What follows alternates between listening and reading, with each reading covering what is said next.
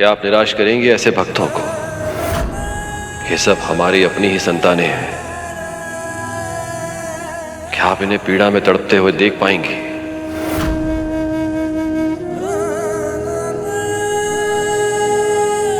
भयानक वेदना में इन्हें प्राण देते हुए देख पाएंगी आप?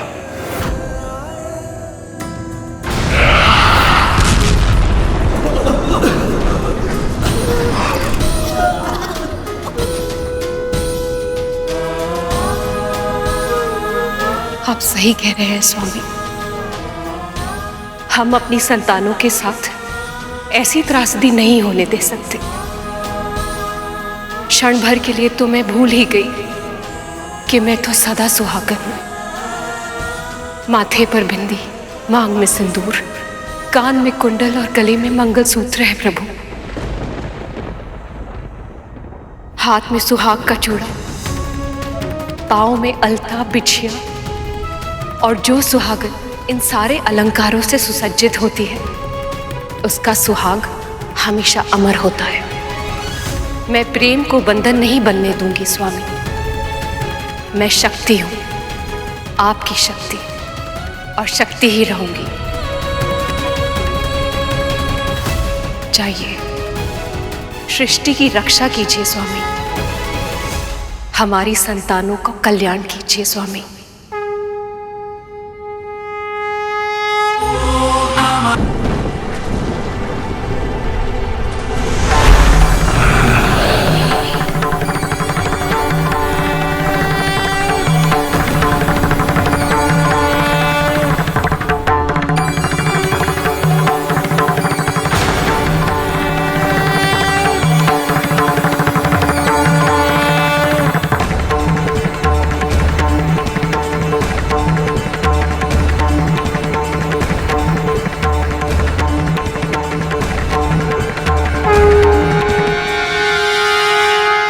प्रभु, भगवान महादेव को कितना कष्ट हो रहा होगा ना। ये हलाहल बुरे विचारों का प्रतीक है गर्ग, जो जितने एक साथ इकट्ठे होते हैं उतने ही विषैले होते जाते हैं। इसलिए हमें ये प्रयास करना चाहिए कि हमारे मन में कभी भी बुरे और अशुद्ध विचार निवास ना कर। हमारा मन सदैव शुद्ध और अच्छा रहे।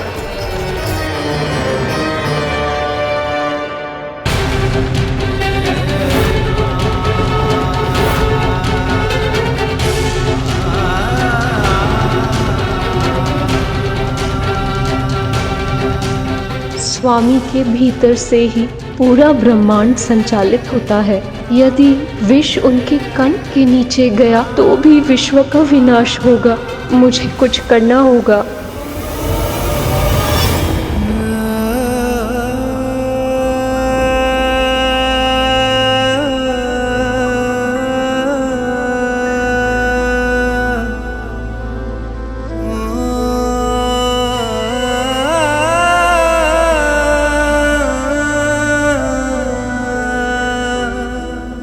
प्रभु, आपके उदर में समस्त सृष्टि का वास है।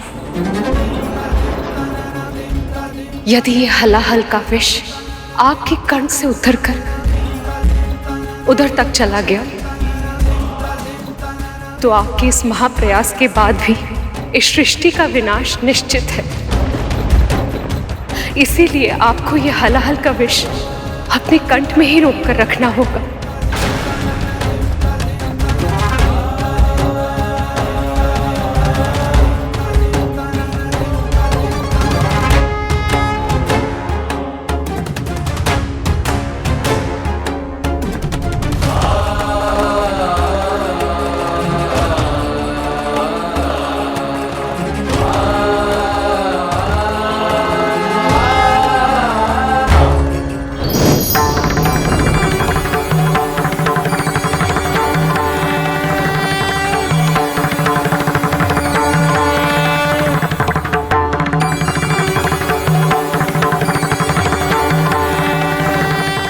आपने संसार की रक्षा के लिए इस हलाहल को अपने कंठ में धारण कर लिया, इसलिए आज से संसार आपको नीलकंठ के नाम से भी जानेगा।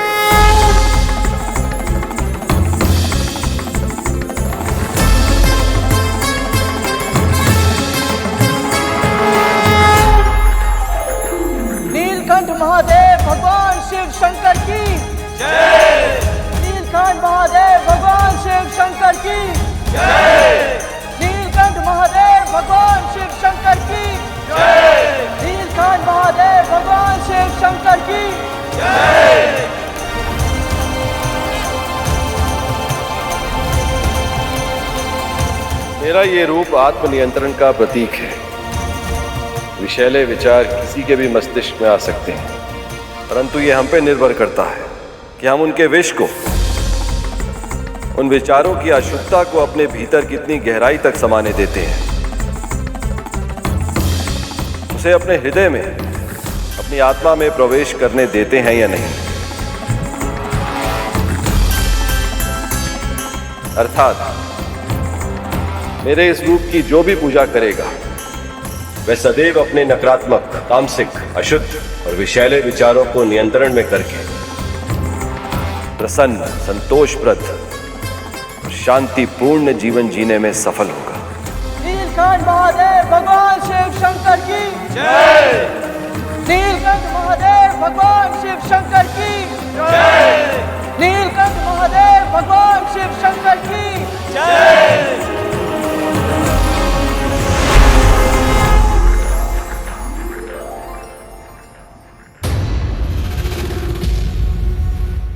मां, तक्षक, न जाने ये मेरा भ्रम है या सत्य, पर मुझे अभी अभी ऐसा लगा कि महादेव की कृपा से कोई बहुत बड़ा संकट टल गया है। मां, आपने अभी अभी वासुकी भैया के साथ महादेव के दर्शन किए। आपका ऐसा अनुभव करना स्वाभाविक है। हो सकता है, किंतु मैं ये भी जानती हूँ तक्षक कि इस मंथन में हर समय प्रभु विष्णु सभी के साथ है, किंतु फिर भी मेरा मन न जाने क्यों वासुकी को लेकर चिंतित है। बस वो सुरक्षित हो। प्रभु, कालकूट ने सभी के मन में भय उत्पन्न कर दिया है। अब मंथन का उत्साह इस आशंका में बदल गया है कि इस समुद्र के तल से न जाने अब क्या निकलेगा। कभी कभी आशंका की स्थिति भी अच्छी होती है गरुड़।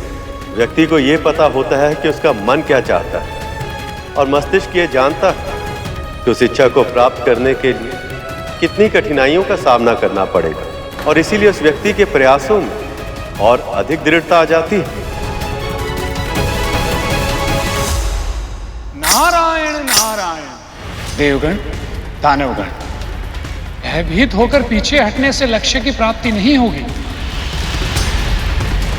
मंथन आरंभ कीजिए।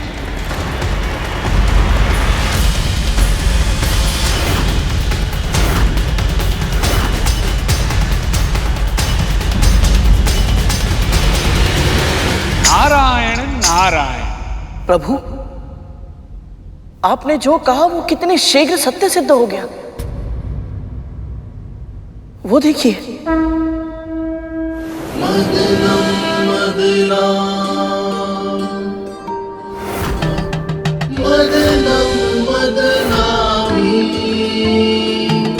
सृष्टि के कल्याण में, रत्नों के संधान में, श्री हरि मिलन की आस में, मदनम मदना, मदनम मदनामी, मदनम मदना, मदनम मदनामी।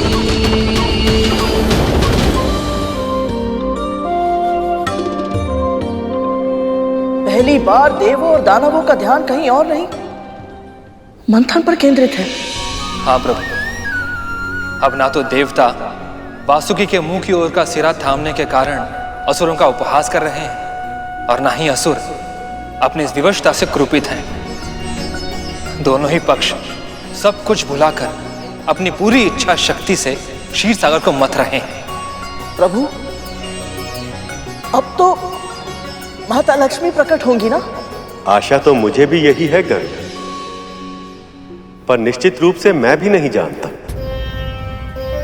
ये मंथन देव और दानव कर रहे हैं, इसलिए समुद्र के तल से क्या बाहर आएगा और कौन उसे ग्रहण करेगा, ये सब उन्हीं के प्रयत्नों पर निर्भर करेगा। और इसलिए कुछ भी पहले से बता पाना असंभव है। यदि हमारे जीवन में अनिश्चितता ना हो तो जीवन नीरस हो जाए। स्वयं विचार कर, यदि हमारे जीवन में सब कुछ हमारी आशा के अनुरूप हो या सब कुछ आशा के विरुद्ध हो, तो दोनों ही परिस्थितियों में जीवन कैसा होगा? एकर सता से परिपूर्ण, उबा हुआ। पर गरुड़ इससे सहमत नहीं। दुविधा को दबाना नहीं चाहिए गरुड़, जो भी मन में है, निश्चिंत होकर कहो। प्रभु, जब अपनी इच्छा पूरी ही ना हो, बल्कि जो भी हो उसके विपरीत ही हो, तो हतोत्साहित अनुभव करना स्वाभाविक है ना? तुम्हारे कहने का अर्थ क्या है गरुड़?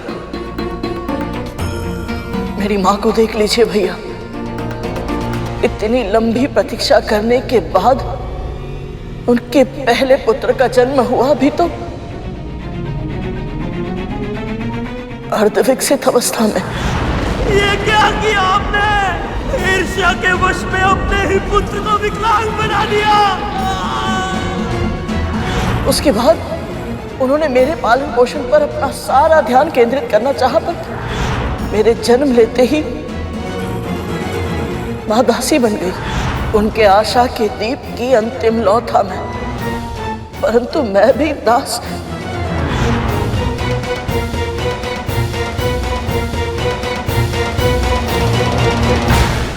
हर अंधेरी रात के बाद सूर्य का उदय होना पहले से ही निश्चित है गरुड़। वैसे ही हर दुख के बाद सुख का आना पहले से ही निर्धारित है। परम पूज्य ब्रह्मा जी ने इस सृष्टि की रचना ही ऐसे की कि समय चाहे अच्छा हो या बुरा, सदैव एक सा नहीं रहता, ऋतुओं की तरह बदलता रहता है। समय आ गया है, अब इसे अपने भविष्य का आभास हो जाना चाहिए।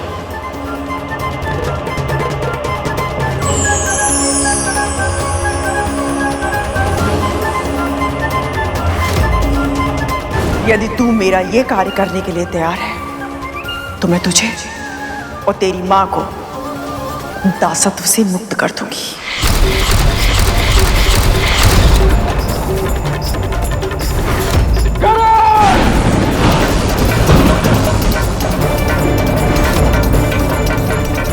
तुम्हें ऐसा नहीं करना चाहिए गरुड़, इस पे तुम्हारा अधिकार नहीं।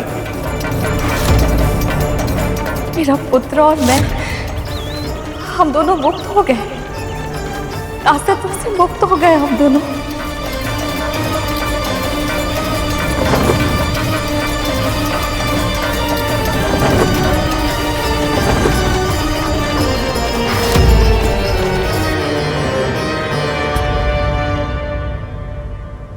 भविष्य के गर्भ में क्या छिपा है, ये जाने बिना अपने कर्म करते रहने से चिंतन बढ़ता है, और जान लेने से चिंता। कुछ आ रहा है, कहीं कुछ हानिकारक तो नहीं? देखो देखो वो क्या है, देखो वो क्या है।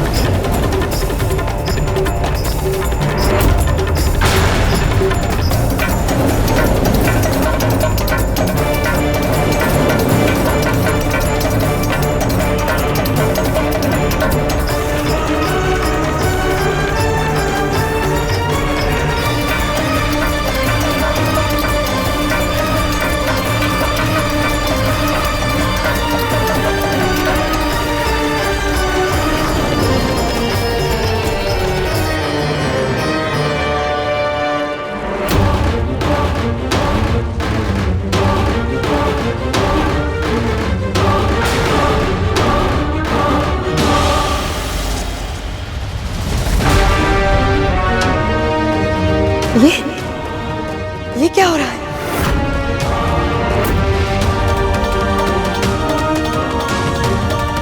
हमारे साथ छल किया गया है।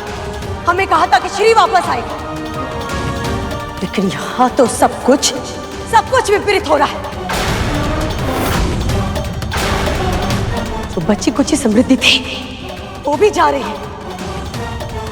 नारायण ने हमारे साथ छल किया है, झूठ बोला है हमें।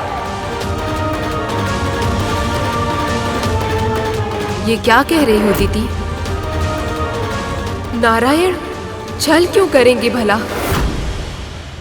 नारायण नारायण। देवी दीदी, जो होता है उसके पीछे कोई ना कोई कारण अवश्य होता है। कृपया आप धैर्य रखिए, कुछ ही समय में सत्य सामने आ जाएगा। धैर्य केवल भ्रम है मुनिवर। सत्य तो यह है कि मेरे आभूषण फीके पड़ रहे हैं, मेरे गहने, मेरे कंगन, सब कुछ।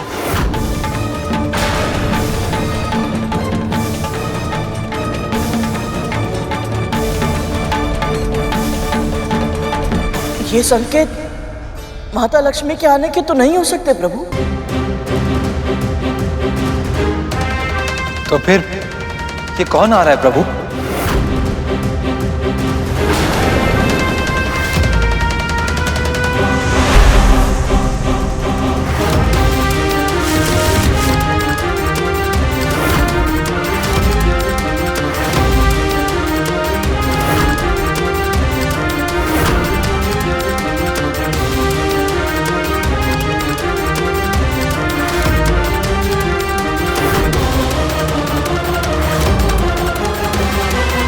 लक्ष्मी,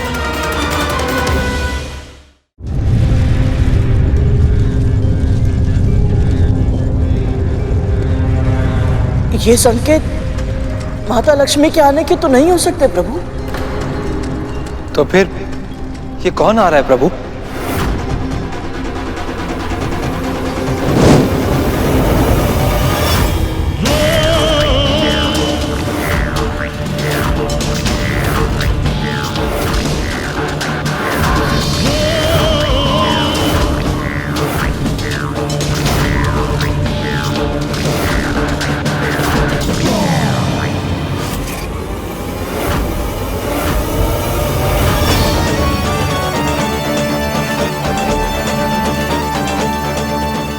लक्ष्मी,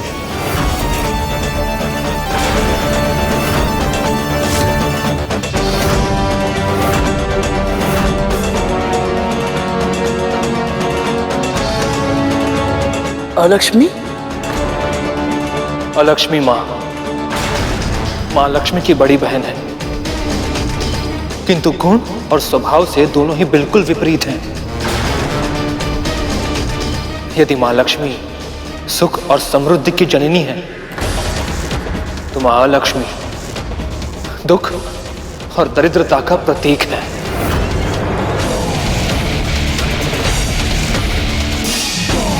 देवी अलक्ष्मी? हे महादेव, ये तो अनर्थ हो गया। कहीं इनकी दृष्टि मुझ पर न पड़ जाए।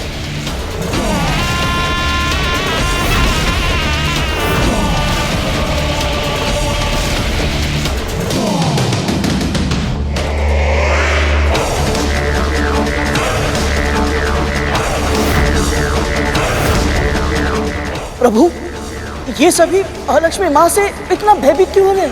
क्योंकि इन्हें भय कि यदि इनके जीवन में देवी अलक्ष्मी की छाया भी पड़ गई तो इनके जीवन में दुख और दरिद्रता छा जाएगी।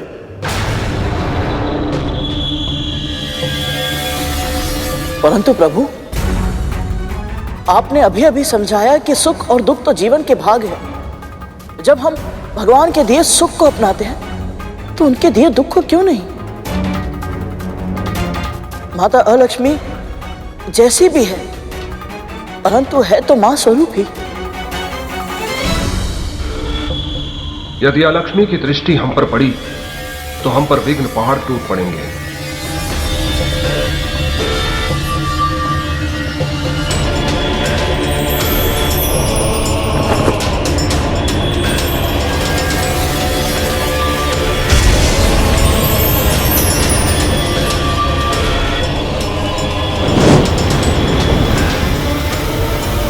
माता अलक्ष्मी,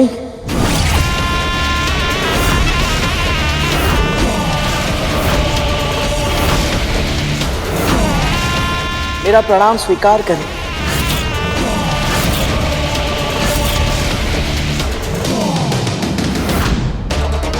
क्या गरुड़ को इस बात का ज्ञान नहीं है कि वो क्या कर रहा है? सभी खुद को अलक्ष्मी के प्रकोप से बचा रहे हैं और ये खुद विपत्ताओं को आमंत्रित कर रहा है।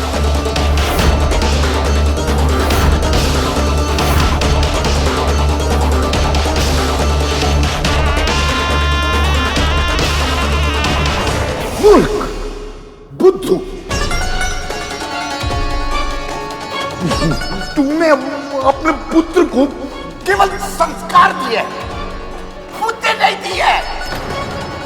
पर हुआ क्या है बाबा? आप ऐसा क्यों कह रहे हैं? अभी अभी वो कौवा बता के गया कि समंदर मंथन से लक्ष्मी प्रकट हुई है और तेरे पुत्र ने उनको प्रणाम कर दिया। यदि उसके प्रणाम से वो प्रसन्न हो गई तो तेरे घर में आके निवास करेगी। तू और तेरा परिवार तो कष्टाएगा ही, साथ में मुझे भी न जाने संसार के कितने कष्ट सहने पड़ेंगे। इससे अच्छा तो मैं वन में सुखी था।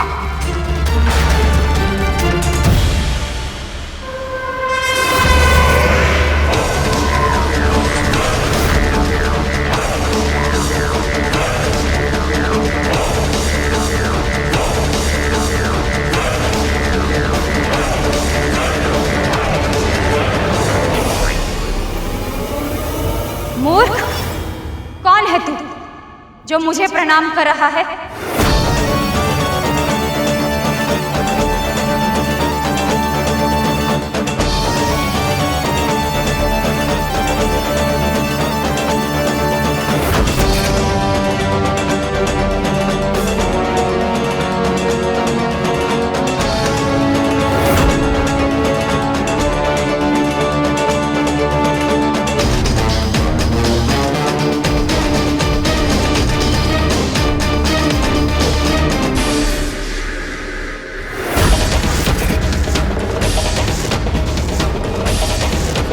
महर्षि कश्यप और मां विंता का छोटा पुत्र गरुड़ हूं मैं मां। मेरा प्रणाम स्वीकार करें। गरुड़,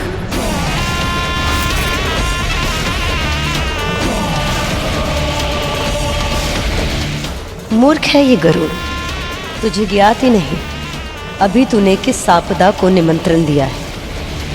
केवल ज्ञान होना पर्याप्त नहीं होता, विवेक भी होना चाहिए। किंतु तेरा पुत्र जब तक किसी संकट में न फंसे उसे शांति नहीं मिलती। व्यर्थी अलक्ष्मी को आमंत्रित कर दिया। तुझे भय नहीं लगता? यदि मैंने तेरा प्रणाम स्वीकार कर लिया तो तेरे जीवन में दुख और दरिद्रता छा जाएगी।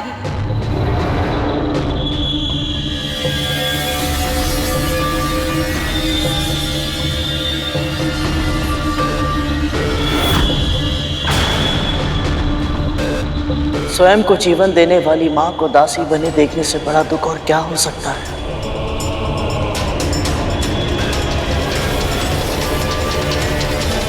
सब कुछ जानते हुए भी उन्हें मुक्त ना कराने से बड़ी दरिद्रता क्या कुछ और हो सकती है?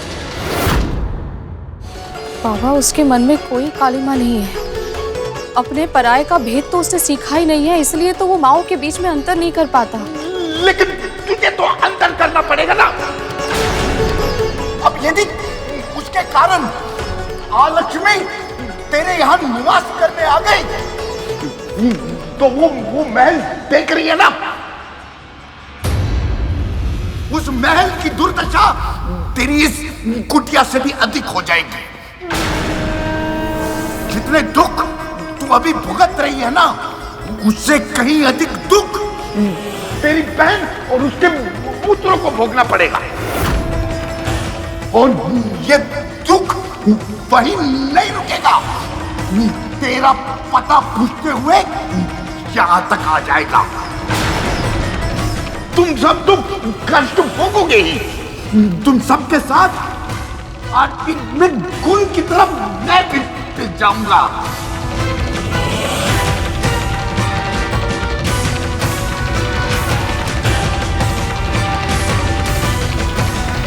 कहीं गरुड़ पर देवी अलक्ष्मी का अशुभ प्रकोप न पड़ जाए। मुझे गरुड़ की सहायता करनी होगी।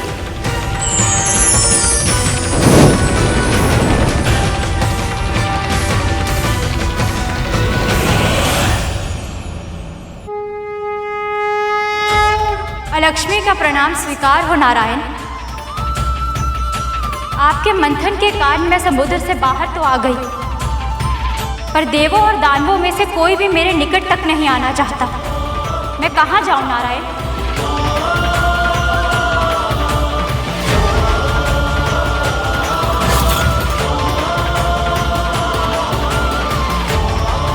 हे नारायण, ऐसा नहीं होने दे सकती मैं। बाबा, आप ही बताइए, देवी अलक्ष्मी को महल में प्रवेश करने से कैसे रोकूं मैं? असंभव नहीं है, किंतु बहुत कठिन है। बहुत कुछ करना पड़ेगा। कर पाएगी तू? बोल, कर पाएगी तू?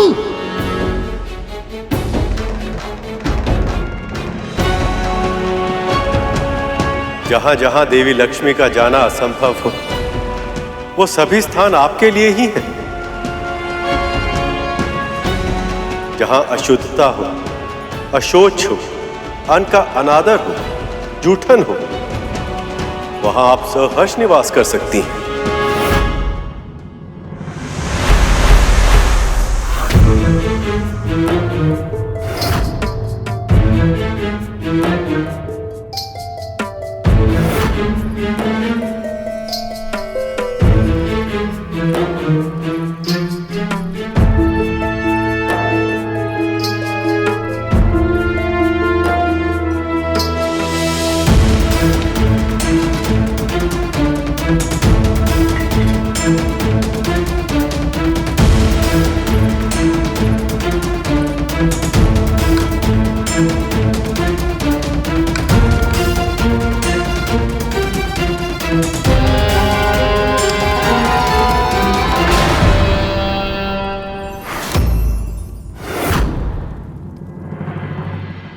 तूने मुझे रोका, इतना तो साहस। जहां सत्य और संस्कार का अनादर होता हो, छोटी छोटी बातों पर कलह और कलेश होता हो, वहां आप निवास कर सकती हैं देवी।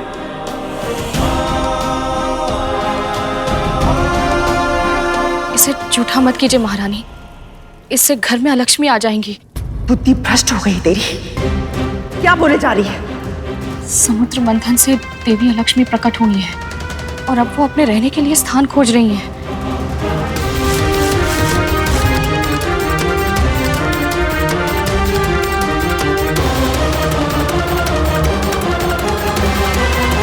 तुझे किसने बताया ये?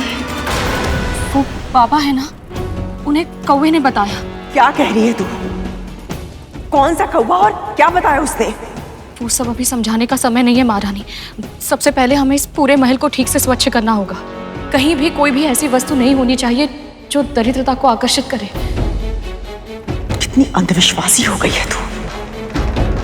यदि मैंने थोड़ा सा भोजन चख लिया तो कोई पहाड़ टूट पड़ेगा या बिजली गिर जाएगी। भोजन झूठा हो जाएगा महारानी, और झूठे भोजन का भोग नहीं लग सकता। जहां अन्न का भोग ना लगता हो, वहां देवी लक्ष्मी का वास कभी नहीं हो सकता। और जहां देवी लक्ष्मी का जाना असंभव हो, वहां अलक्ष्मी आ जाती हैं।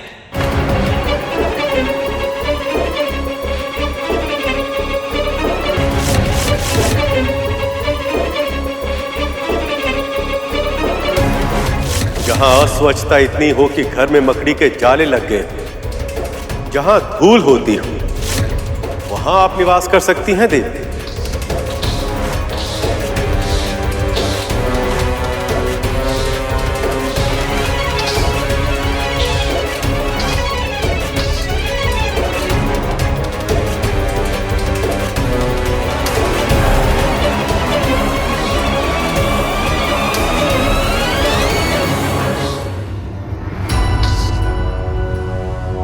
ये लीजिए दासी माँ।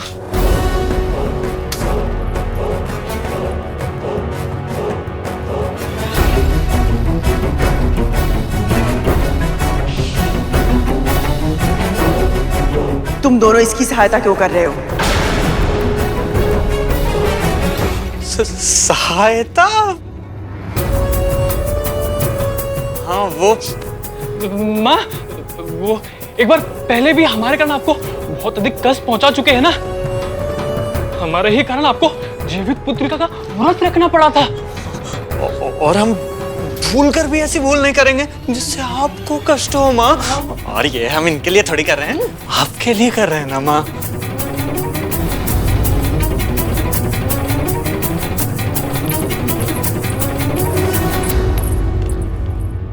जहां के निवासी पांव धोए बिना आसन पर चढ़ जाते हैं और सदैव अपने पांव हिलाते रहते हैं, वहां भी दरिद्रता आती है।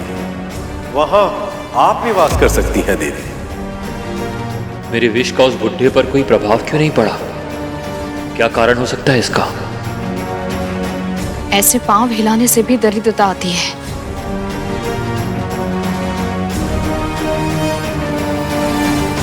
वो कैसे वे माता? पांव हमारी स्थिरता के प्रतीक होते हैं। यदि हम ऐसे लेटकर पांव हिलाते हैं तो इससे हमारी स्थिरता समाप्त होती है और हम अस्थिर होते जाते हैं, और ये हमारे अस्तित्व के लिए संकट बन जाता है। इसी तरह यदि गंदे पांवों के साथ विश्राम किया जाए तो बुरे स्वप्न आते हैं। तब तो कालिया भैया को तो कल से बुरे स्वप्न आ रहे हैं। वो इस बात से चिंतित है कि कहीं उनके विष का प्रभाव समाप्त तो नहीं हो गया। तब तो फिर हमें शीघ्र ही उन्हें रोकना चाहिए। पर कैसे?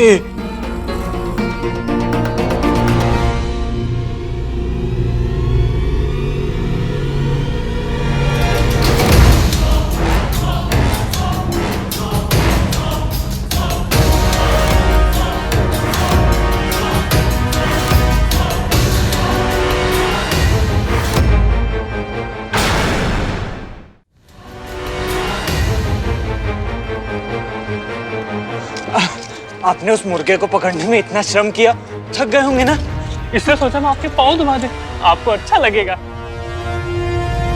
अचानक से इतनी सेवा? नहीं नहीं, कुछ दिनों से सिर्फ अच्छा करने का ही मन हो रहा है, तो इसलिए। ठीक है, फिर अच्छे से पैर दबाओ।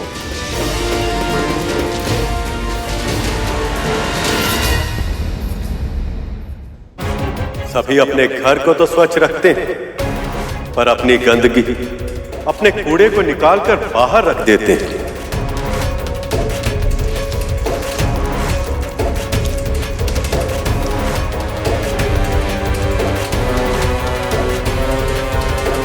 जहां आसपास का वातावरण स्वच्छ ना हो, वहां रोग, दुख और दरिद्रता पहुंच जाते हैं। वहां भी आप निवास कर सकती हैं।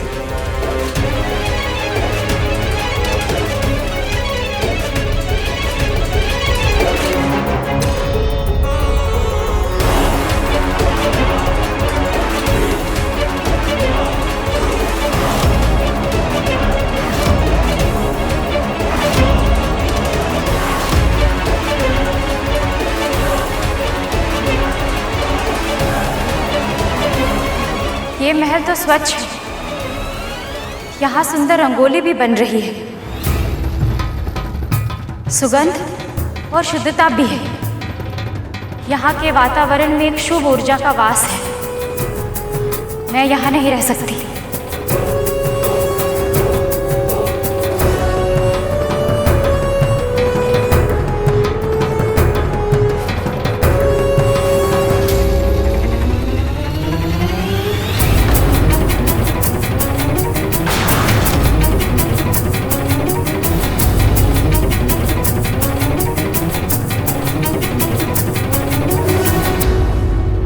प्रभु, आपका कोटि कोटि धन्यवाद माता अलक्ष्मी की छाया इस घर पर ना पड़ने देने के लिए। पुत्री, आज तुमने देवी आलक्ष्मी के प्रकोप से अपने आप और अपने परिवार को बचा लिया।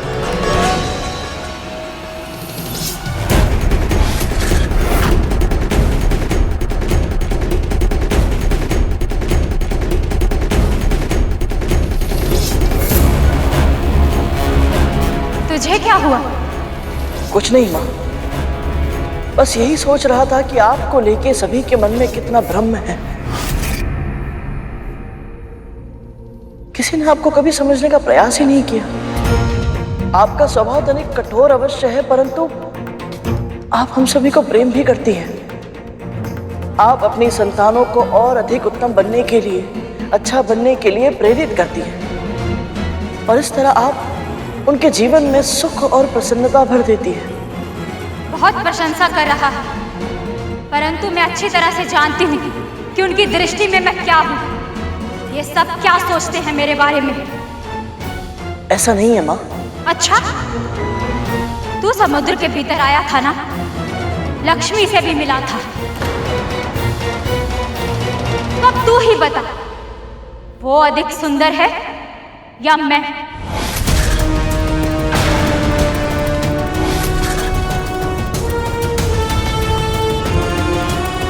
ये किस प्रश्न में फंसा दिया माँ ने? जब भी कोई स्त्री ऐसा प्रश्न पूछती है तो बड़े से बड़े ज्ञानी सही उत्तर नहीं दे पाते। यदि गरुड़ के उत्तर से माँ रुष्ट हो गई तो पता नहीं क्या होगा।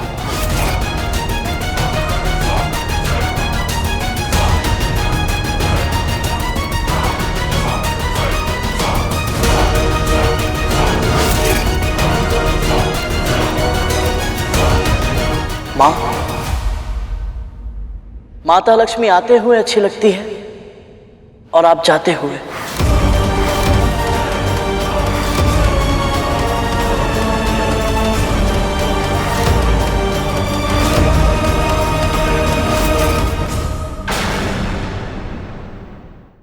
तू समुद्र के भीतर आया था ना, लक्ष्मी से भी मिला था।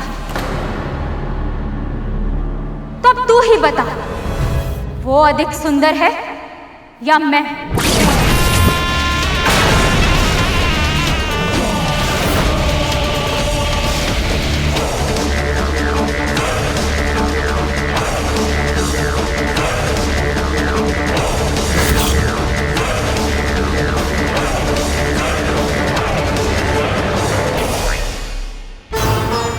माँ,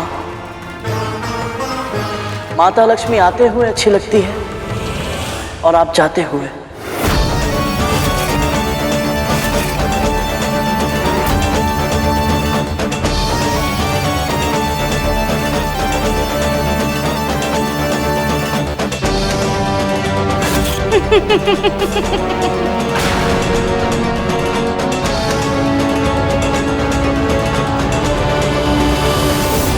मुझे तेरा उत्तर अच्छा लगा।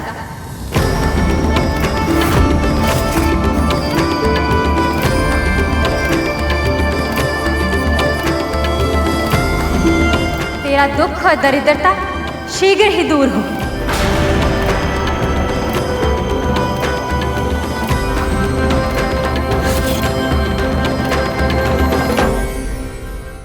परिस्थितियां कितनी भी कठिन क्यों ना हो, ये इतनी आसानी से बच कैसे जाता है?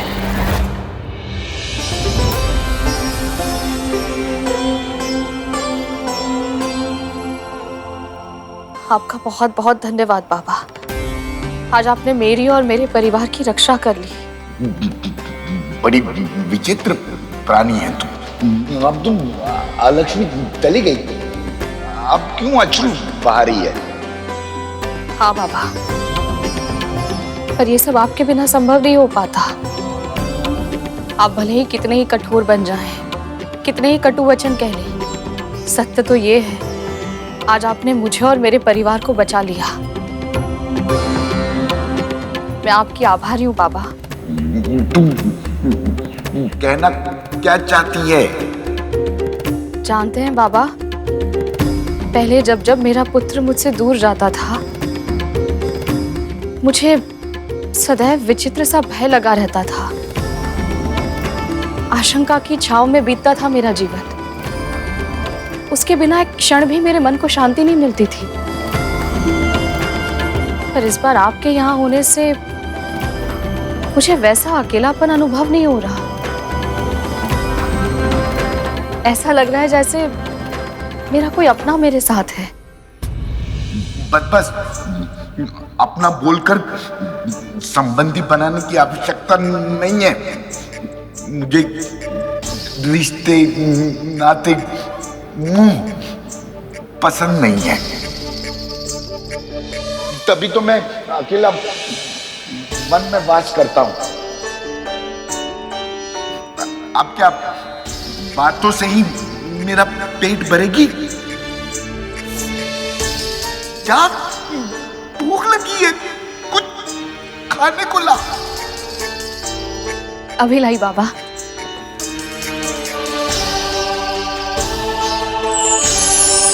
यदि तू इस परीक्षा को परिपूर्ण कर ली तो तुझे ऐसा आशीर्वाद दूंगा कि तेरे सारे कष्ट दूर हो जाएंगे।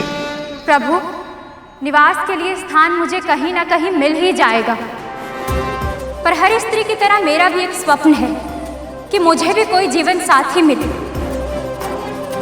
कोई हो जिसे मैं अपना सकूं और जो मुझे अपना ले पूरे मन के साथ।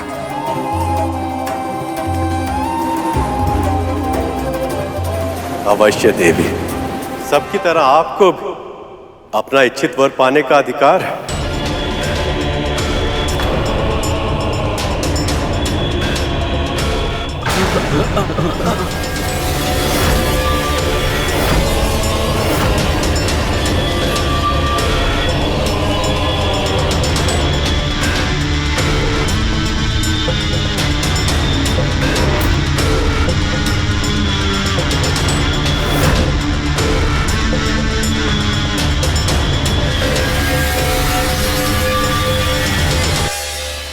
कोई भी मेरे गुण दोषों के साथ मुझे स्वीकार करने के लिए तैयार नहीं है नारायण,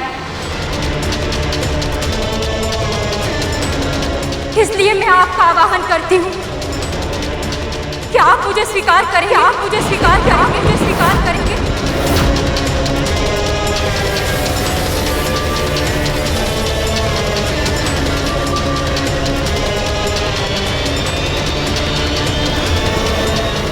आप भी सबकी तरह मुझे। मेरे कथन को अन्यथा मत लीजिएगा देवी, पर विवाह तभी करना चाहिए जब वर और वधू तन, मन और आत्मा से एक हो।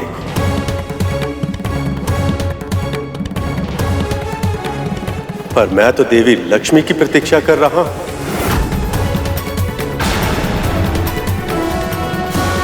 छोटी बहन का सौभाग्य बड़ी बहन का दुर्भाग्य नहीं बन सकता नारायण। मुझे भी ऐसा ही वर चाहिए जिसमें आपका अंश हो। मैं आपकी ये इच्छा पूर्ण करने में असमर्थ हूं देवी, पर मैं आपको दिव्य दृष्टि का वरदान अवश्य दूंगा, जिसकी सहायता से आप अपने लिए योग्य और उपयुक्त वर ढूंढ पाए।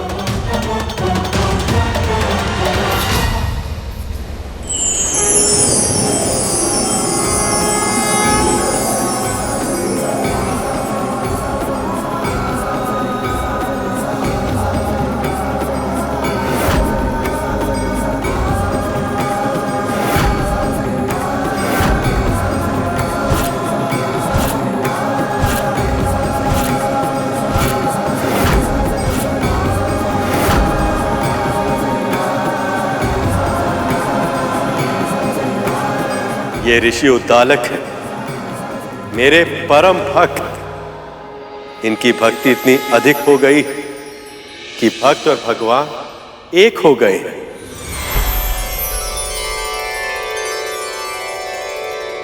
ये मुझे स्वीकार है नारायण।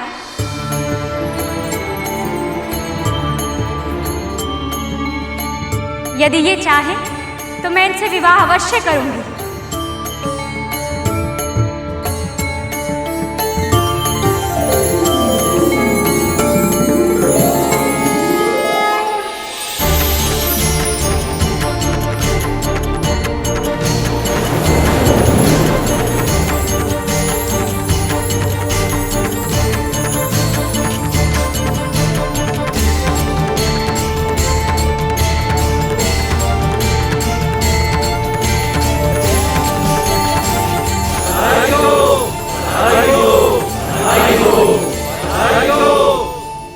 आपका जीवन शुभमय हो लक्ष्मी।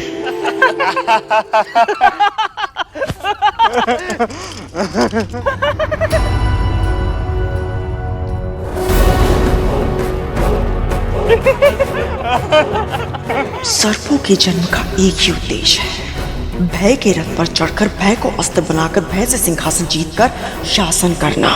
पर यहाँ तो उल्टी गंगा बह रही है। विष धारण करने वाले यदि कोमल स्वभाव अपना लेंगे ऐसे हास परिहास में समय व्यर्थ करेंगे तो युद्ध कैसे कर पाएंगे?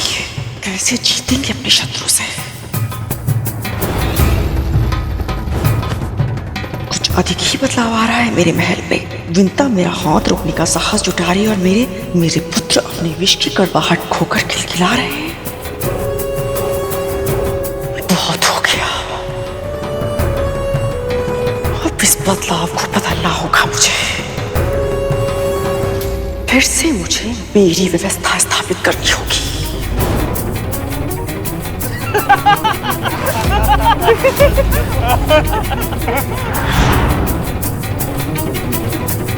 प्रभु आपकी कृपा से मंथन फिर से आरंभ हो गया।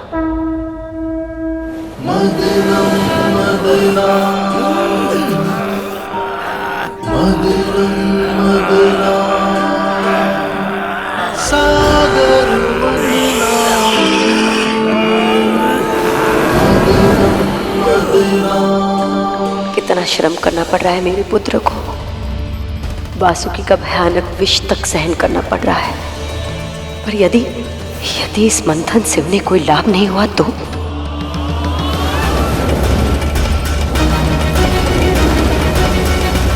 बलि, यदि इस बार कोई विनाशकाली शक्ति प्रकट हुई तो हम असुर इस मंथन को बीच में ही छोड़ देंगे।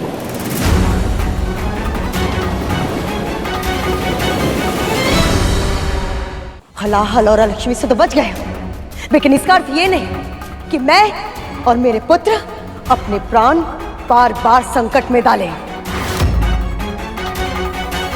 संकटों से जूझे बिना समस्याओं के समाधान नहीं मिलते दीदी। जोखिम उठाए बिना किसी भी प्रकार के पुरस्कार का मिलना असंभव है। ये तो तुम समझती हो ना दीदी। धैर्य रखिए देवी। संसार में दुखों का अंधेरा कितना भी गहरा क्यों ना हो, सुख का सवेरा अवश्य ही होता है। मेरा पूरा विश्वास है इस बार कुछ कल्याणकारी ही निकलेगा। नारायण नारायण।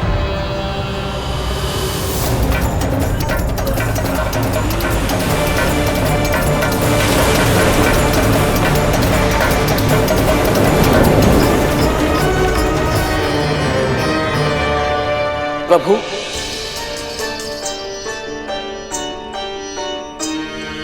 हो सकता है अब माता लक्ष्मी प्रकट हो। सही कह रहे हो गरुड़। जब अलक्ष्मी मां आ चुकी हैं तो अब मां लक्ष्मी के आने में अधिक विलंब नहीं होना चाहिए, है ना प्रभु?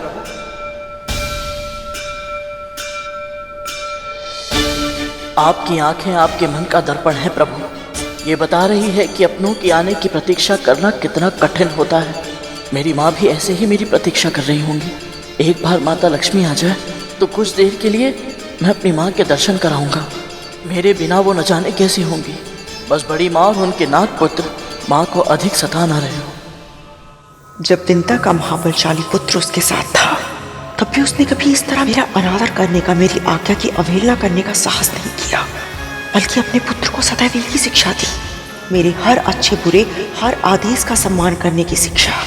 तो फिर अब अचानक ऐसा क्या बदल गया कि वो मेरे सामने दृष्टि उठाकर बात करने लगी? आप बिल्कुल सही सोच रही हैं माँ। कुछ तो निश्चित रूप से बदला है। तुम्हें मेरे मन की बात कैसे पता चली? माँ, यदि माँ अपने पुत्रों के मन की बात पढ़ सकती है तो पुत्र भी तो अपनी माँ का मन पढ़ सकते हैं। आप तो बस ये सोचिए कि हमारे आसपास का वातावरण कब से बदलने लगा। हाँ माँ, यदि ये पता चल जाए तो हो सकता है कि आपको ये स्वयं पता चल जाए कि हमारे इस महल में जो भी कुछ घट रहा है उसका सही कारण क्या है। सही कह रहे हो तुम दोनों। आपको जो दंड देना है मुझे दे दीजिए, पर उन बाबा को जाने के लिए नहीं कह सकती मैं। अब बताएगी भी? बात क्या है? बाबा को पौष्टिक आहार चाहिए महारानी। उस बुढ़े में अवश्य ही कुछ बात है। जब से वो आया है इस विंता का मनोबल भी बढ़ गया है और हम सब मिलकर भी उसे कुटिया से बाहर नहीं निकाल पा रहे हैं। क्या हुआ? फेंक दिया उस बूढ़े को बाहर? उसे महल से बाहर फेंकना तो दूर की बात है माँ, हम दोनों उस मायावी के आसपास भी नहीं पहुंच पा रहे माँ। जब से उस बुड्ढे ने इस महल में प्रवेश किया है तब से ही सारी गड़बड़ चल रही है। कुछ दिन पहले मुझे भी एक तीव्र झटका लगा था। अवश्य वो बुड्ढा सारी समस्या की जड़ है। समस्या की जड़? नहीं नहीं माँ, वो तो समाधान। माँ, इसके कहने का अर्थ है समस्या की जड़ तो आपने ढूंढ ही ली है, अब समाधान भी मिल ही जाएगा। इस महल में जो भी कुछ घट रहा है उसका कोई ना कोई संबंध उन बाबा के इस महल में आने से ही है। वृंदा ऐसे ही किसी को मार्ग से उठाकर अपनी कुटिया में नहीं लाएगी, और जितना यत्न के साथ वो उसकी सेवा कर रही है, कोई ना कोई कारण तो अवश्य है, कोई उद्देश्य या कोई छुपा हुआ लक्ष्य। और वो क्या है मैं जान कर रहूंगी। और यदि सच में वो बाबा चमत्कारी है तो उसका आशीर्वाद मुझे मिलेगा, उस वृंदा को नहीं।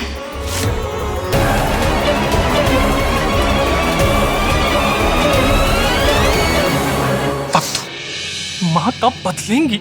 अरे धूमल, ये बोल माँ कब सुधरेंगी?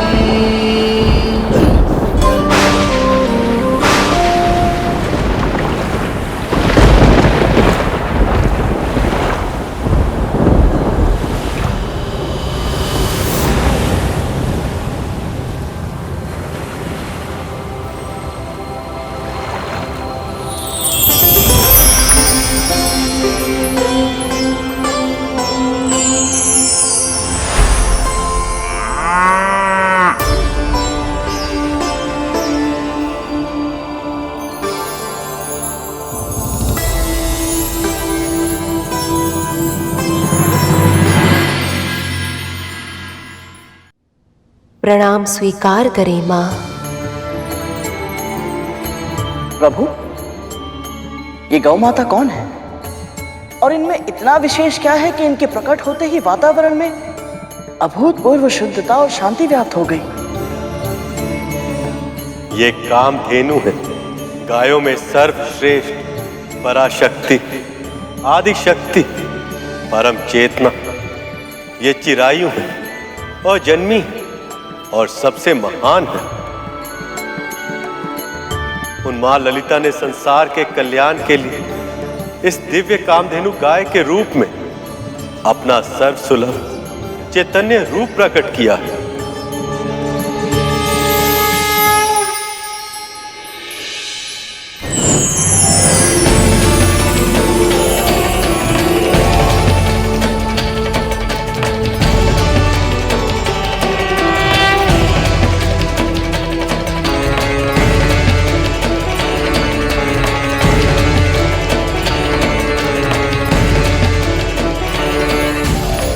इनके विशेष लक्षण क्या है प्रभु? कामधेनु की रीढ़ की हड्डी पर सूर्य केतु नाड़ी होती है, जो हानिकारक विकिरण को समाप्त कर वातावरण को स्वच्छ करती है। इसके साथ साथ ये नाड़ी गाय के तन में स्वर्ण का निर्माण भी करती है, जो उनके दूध, मूत्र और गोबर से सहज ही प्राप्त किया जा सकता है। हम दूध और मूत्र का उपयोग करते हैं और गोबर खाद के रूप में खेतों में उगने वाले अनाज के माध्यम से हमारे तन में प्रवेश करता है। इनकी पूंछ भूमि को छूती है और स्त्रियों की चोटियों के समान सदैव गुथी ही होती हैं।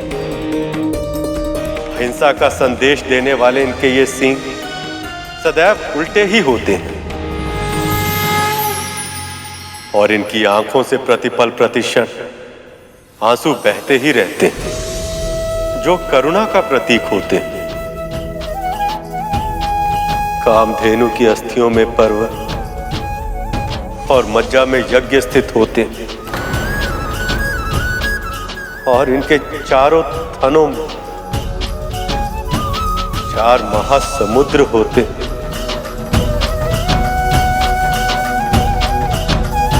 और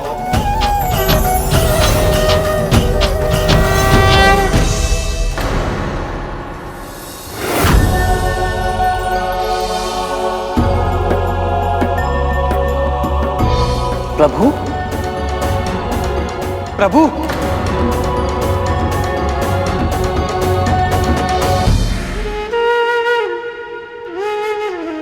क्या हुआ प्रभु? आप अचानक कितने भावुक क्यों हो गए?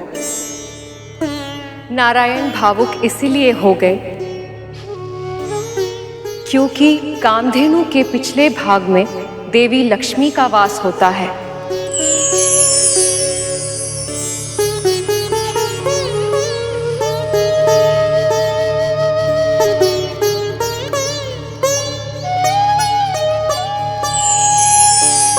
परंतु माता लक्ष्मी का वास मां कामधेनु के पिछले भाग में ही क्यों? मैं बताती हूँ। जब मैं साकार रूप में कामधेनु बनकर अवतरित हुई,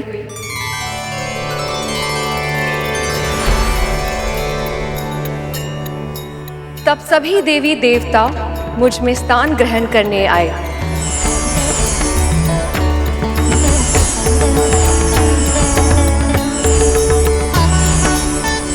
जो सबसे पहले आया उसे अपनी इच्छा अनुसार स्थान मिल गया। मेरे इस कामधेनु अवतार के सींगों के जड़ों में सदैव प्रजापति ब्रह्मा और महाविष्णु प्रतिष्ठित होते हैं। सींगों के अग्र भाग में सभी चराचर और तीर्थ स्थित हैं। मध्य भाग में स्वयं महादेव, ललाट में गौरी, नासिका में कार्तिकेय, कानों में अश्विनी कुमार और आंखों में सूर्य और चंद्र स्थित है। खुरों में सरस्वती और इसके गंध स्थलों में यम और यक्ष का वास होता है।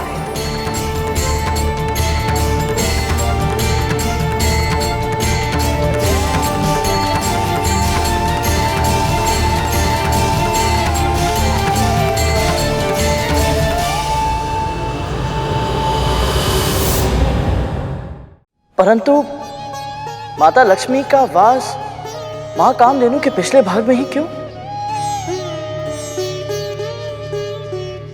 मैं बताती हूँ। जब मैं साकार रूप में कामधेनु बनकर अवतरित हुई, तब सभी देवी देवता मुझ में स्थान ग्रहण करने आए।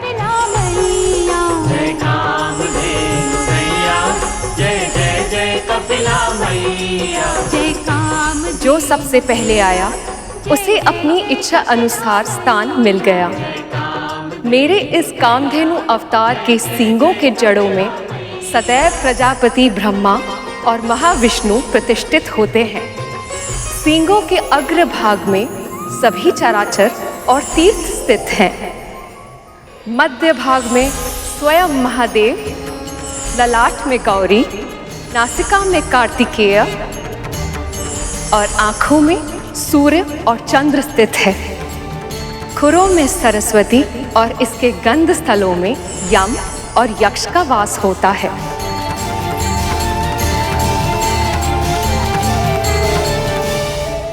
प्रणाम माँ। माँ, मुझे भी अपने इस कामधेनु रूप में कोई स्थान दे दीजिए। आपको विलंब हो गया देवी। अब तो सभी ने अपना मन वांछित स्थान चुनकर निवास करना आरंभ भी कर दिया है। कोई तो उपाय होगा, मुझे कहीं भी कोई भी स्थान दे दीजिए। मैं तैयार हूँ माँ। माँ, मैं आपके साथ निवास करना चाहती हूँ। मैं समझती हूँ, परंतु इस संसार में सबसे अधिक वंदनीय आप है माँ। यदि आज आपने मेरा अनादर किया तो सृष्टि में कभी भी कोई मुझे सम्मान नहीं देगा।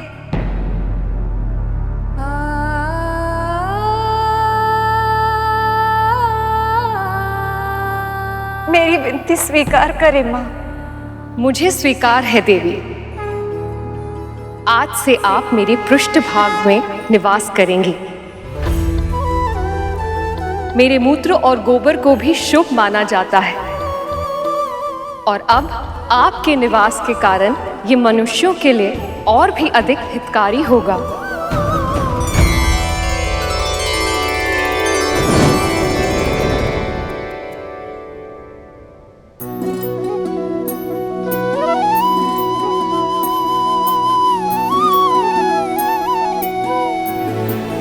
गाय के गोबर में लक्ष्मी का वास होता, इसीलिए उसे खेतों में डालकर मिट्टी को उपजाऊ बनाया जाता।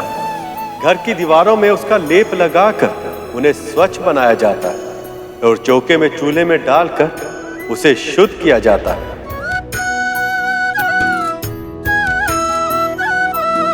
गाय के गोबर से बने कंडे हवन की समिधा बनते और गौमूत्र अनेक रोगों का नाश कर देता।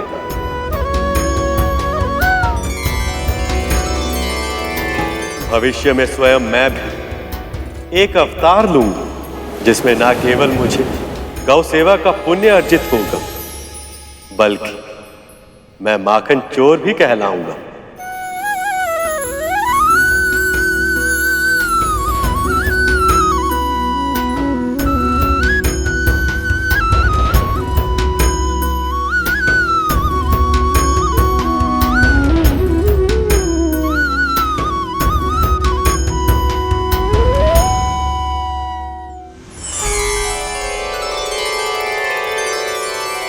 ये गाय तो बहुत गुणकारी है,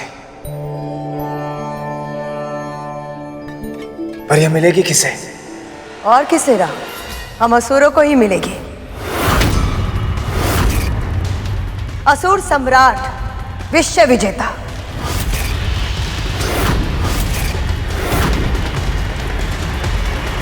जो स्वर्ग पे राज करता है, ऐसे दिव्य गाय का अधिकार सिर्फ उन्हीं को मिलना चाहिए।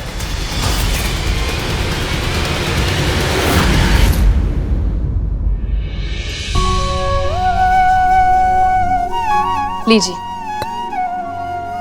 तनिक इसमें शहद मिला दे। जी।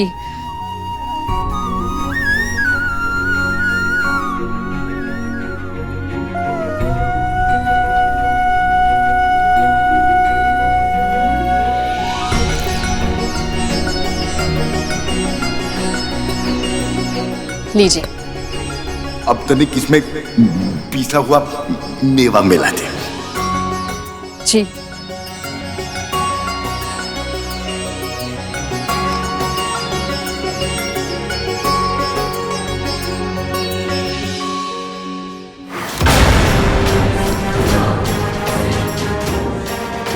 स्वयं तो मेरी दया पर जीवित रहती है, इस बुड्ढे की राजसी इच्छाएं तो ऐसे पूरी कर रही है जैसे दासी नहीं महारानी हो। अब पी इसे।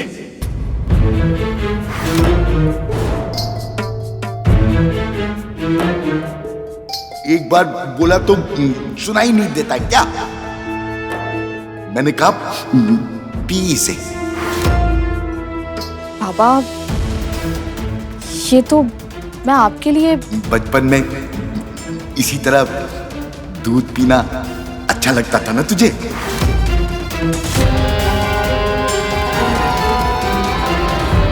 ये नहीं कैसे पता? अब मुझे घूर क्या रही है? P P.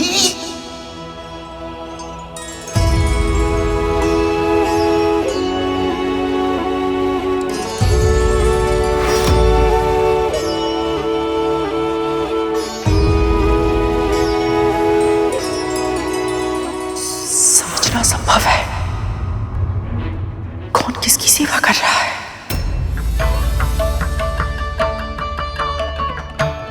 मीठा है ना? हाँ बाबा।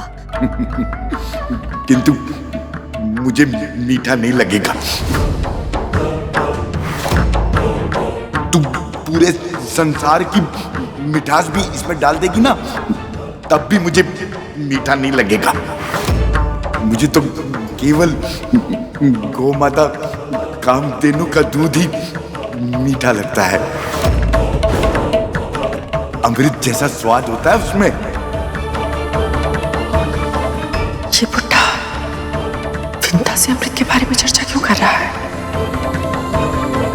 यदि विंता के मन में अमृत का विचार आ गया तो वो गरुड़ को कहीं से चखने की विवश न करते।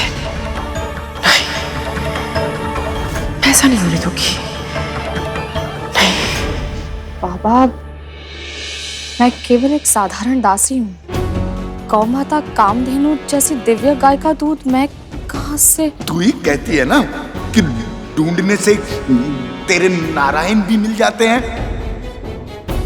तो तू गौ माता कामधेनु का दूध नहीं ला सकती? यदि नहीं ला सकती है तो तू और तेरा नारायण दोनों किसी कार्य के नहीं है।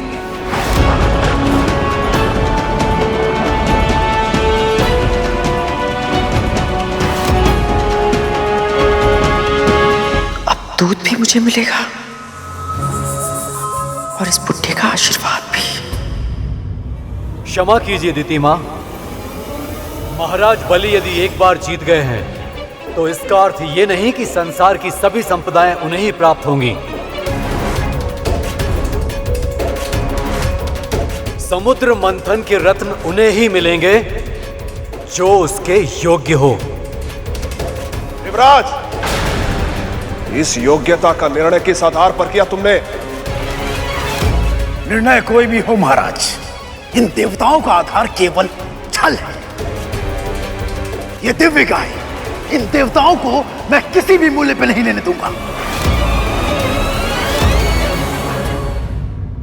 वज्रांग, ये हमारा अधिकार है और हम अपना अधिकार लेके रहेंगे, चाहे कुछ भी हो जाए।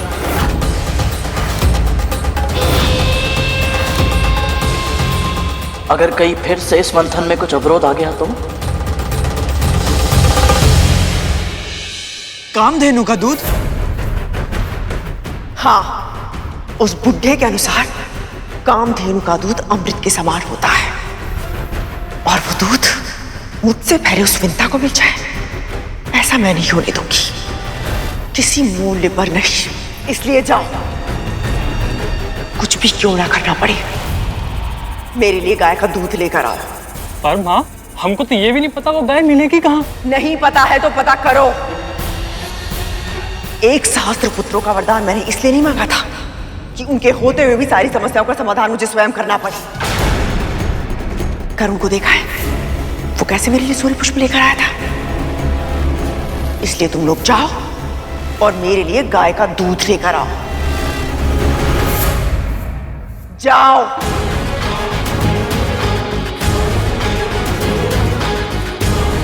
अब हम क्या करें? कहां से लाई ये दूध? माँ कामधेनु के प्रकट होते ही कितनी शुद्धता और शांति छा गई थी, परंतु ये सभी ऐसे ही झगड़ते रहे तो सारी शांति नष्ट हो जाएगी। इससे पहले कि आप सभी ये निर्णय करें कि ये दिव्य कामधेनु गाय किसे मिलनी चाहिए, आप सभी को ये जान लेना चाहिए कि जो भी इसकी सेवा करेगा वो पूरी तरह से सात्विक हो जाएगा।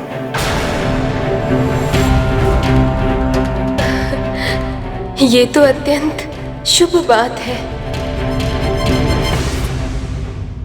नारायण नारायण, यदि असुर भी सात्विक हो गए तो ये संसार तो पूरी तरह बदल जाएगा।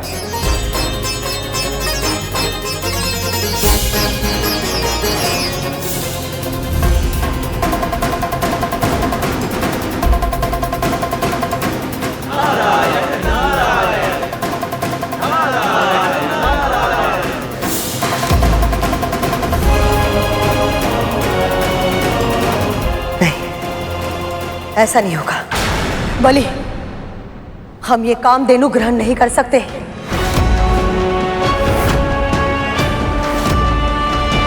कहीं इसके कारण तुम सात्विक बन गए तो तुम तो स्वर्ग दान में दे दोगे।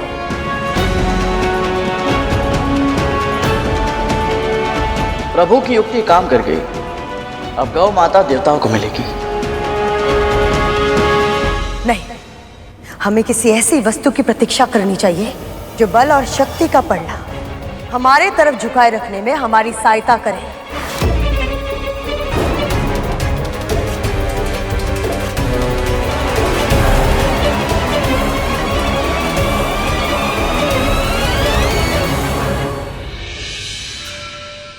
गौ माता की सेवा गौ भक्त करें, इससे उत्तम और क्या हो सकता है।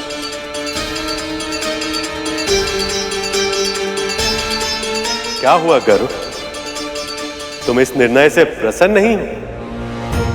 मैं इस बात से प्रसन्न हूं प्रभु कि गौ माता उन दुष्ट असुरों के पास नहीं गई जो सबको सताते हैं, जिनकी प्रवृत्ति ही दुष्ट है।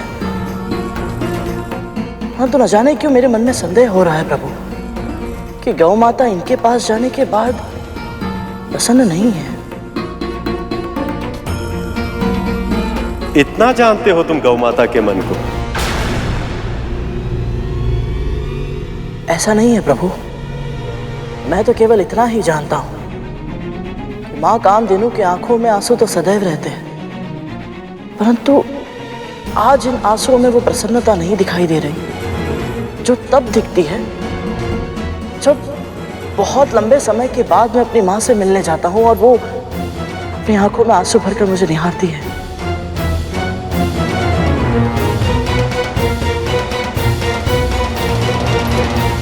माँ कामधेनु कैसे मिलेंगी मुझे? कहाँ ढूंढूं उन्हें?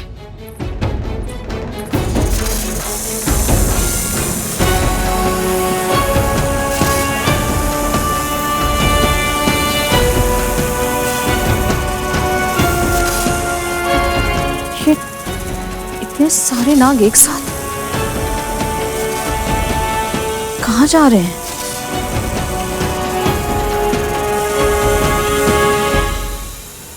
तक तो धूमल, क्या हो रहा है? कहाँ जा रहे हो तुम सब?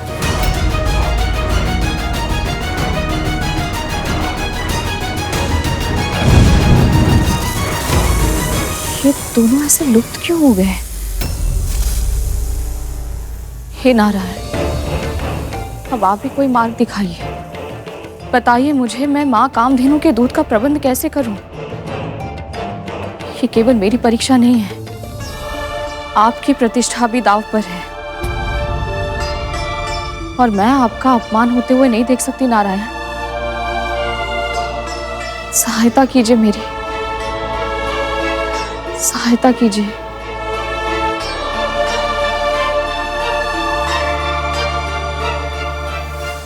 माँ कहती हैं कि जब कुछ पहली बार प्राप्त हो तो उसे ब्राह्मण और ऋषियों को दान देना चाहिए।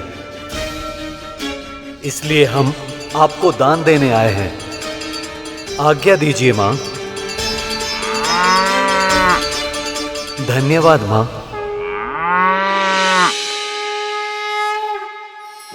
कैसे मूर्ख है ये देवता, पहली वस्तु मिली थी मंथन से, उसे भी दान में दे रहे हैं। हे सप्तऋषिगण, मैं देवराज इंद्र अपने समस्त कुल व संबंधियों के साथ आपका आवाहन करता हूँ। कृपया दर्शन दें। प्रकट हो ऋषिगण, प्रकट हो। प्रकट हो ऋषिगण, प्रकट हो। प्रकट हो ऋषिगण, प्रकट हो।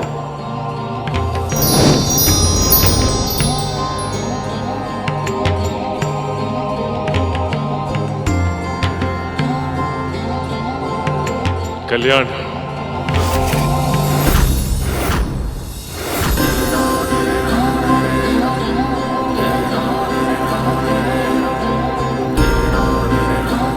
ऋषिगण, हम सभी देवता पूर्ण श्रद्धा और भक्ति भाव से इन माँ कामधेनु को आपको दान देना चाहते हैं।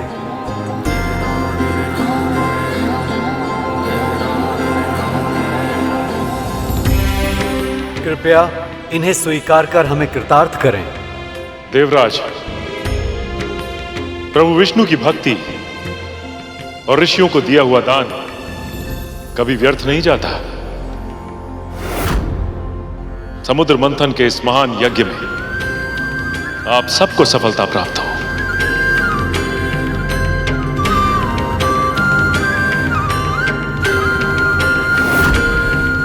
इंद्र तो बहुत चालाक निकला। गाय माता को दान देकर अमृत प्राप्त करने का मार्ग सरल कर दिया।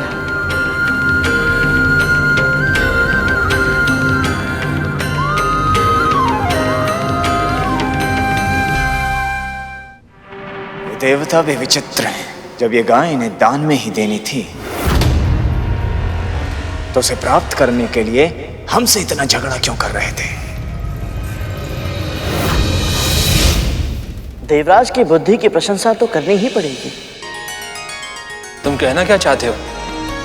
मां कामधेनु को दान में देकर देवराज ने एक तीर से 2 निशाने लगाए हैं भैया। दान देकर पुण्य अर्जित तो किया है, साथ ही साथ सप्त ऋषियों से आशीर्वाद भी लिया कि इस मंथन में विजय प्राप्त हो। इसका अर्थ यह है भैया कि अब अमृत इन्हें अवश्य मिलेगा। गरुड़ अब राजनीति के कठिन दाव पेच भी समझने लगा है। हर बीतते दिन के साथ ये और भी अधिक समझदार और भी अधिक व्यवहारिक होता जा रहा है। एक दिन इसके यही गुण वैकुंठ के उपयुक्त बनने में इसकी सहायता करेंगे।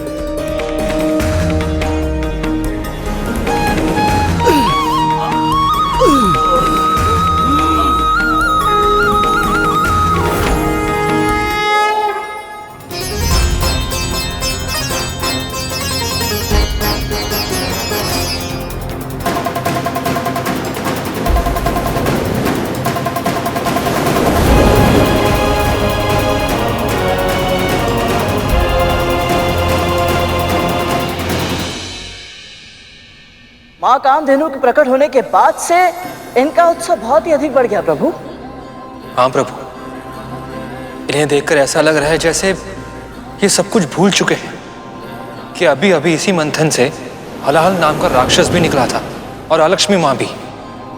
यही तो इस जीवन का आनंद है।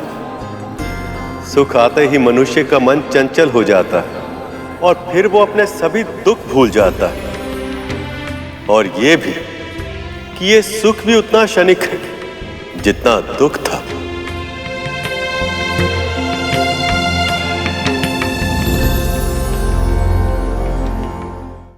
मां कामधेनु के प्रकट होने के बाद से इनका उत्साह बहुत ही अधिक बढ़ गया प्रभु। हाँ प्रभु, इन्हें देखकर ऐसा लग रहा है जैसे ये सब कुछ भूल चुके हैं। यही तो इस जीवन का आनंद है। सुख आते ही मनुष्य का मन चंचल हो जाता है और फिर वो अपने सभी दुख भूल जाता है। और ये भी कि ये सुख भी उतना क्षणिक है जितना दुख था।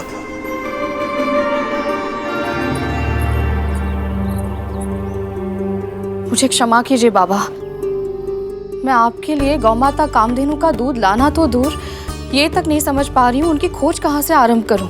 अच्छा बता, गौ माता से हमें क्या क्या प्राप्त होता है? गाय के दूध से नारायण का अभिषेक होता है। उससे जो दही बनता है उसे अन्न में मिलाकर नारायण के लिए प्रसाद बनाया जाता है। उनके घी से सभी अनुष्ठान पूरे होते हैं। और इन सब वस्तुओं का सबसे अधिक प्रयोग कहाँ होता है?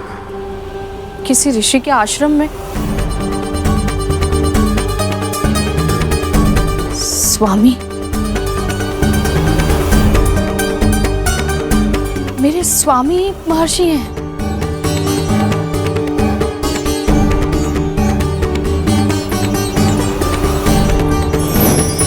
कभी कभी मनुष्य सत्य के बहुत निकट होते हैं, बस उन्हें सही मार्ग दिखाने की आवश्यकता होती है।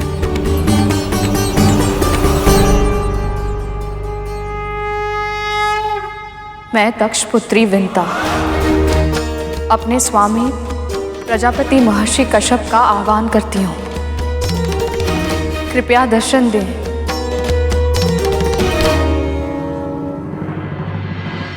विंता इस समय स्वामी को क्यों बुला रही है?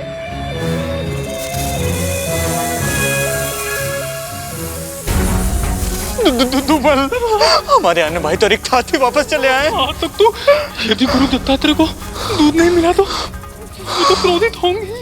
और यदि विंता माता को पहले दूध मिल गया तो माँ हमारी जो दशा करेगी उसकी तो कल्पना भी असंभव है। तो फिर अब हम क्या करें? तब तो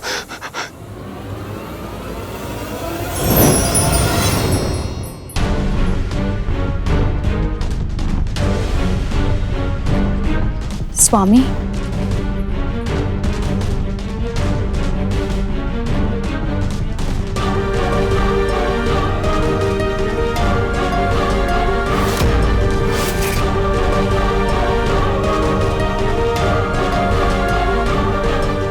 स्वामी, मैंने आपको कष्ट इसलिए दिया क्योंकि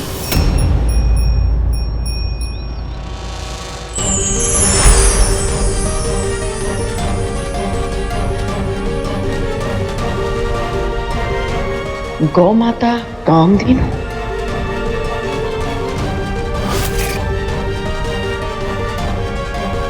माँ कामधेनु? स्वामी ने पुनः विंता का साथ दिया।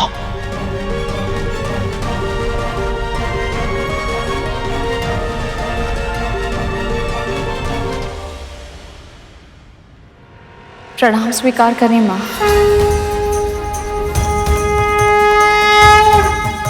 मैं केवल अपने पुत्रों की प्रसन्नता चाहती हूँ। आशीर्वाद दीजिए। एक विनती और है माँ। एक बूढ़े बाबा को आपके दूध की आवश्यकता है। आज्ञा दीजिए। एक बार फिर विंता जीत गई। अब इस दूध की सहायता से उस बुढ़े बाबा का आशीर्वाद उसे ही प्राप्त होगा। आज फिर से स्वामी ने उस विंता का साथ दिया। माँ, अब ये सब सोचकर क्या लाभ? क्रोध मत कीजिए ना। क्रोध ना करो। एक तो तुम दोनों ने कुछ किया नहीं और ऊपर से स्थिति की गंभीरता को नहीं समझ रहे हो। तुम दोनों नहीं जानते एक छोटी सी घटना का कितना बड़ा मूल्य चुकाना पड़ेगा। देवताओं और दानवों को अमृत मिलने वाला है। यदि वो करुण किसी भी कारणवश और भी अधिक शक्तिशाली हो गया तो मेरे पुत्रों को सर्वश्रेष्ठ बनाने का मेरा स्वप्न सदैव सदैव के लिए अधूरा रह जाएगा।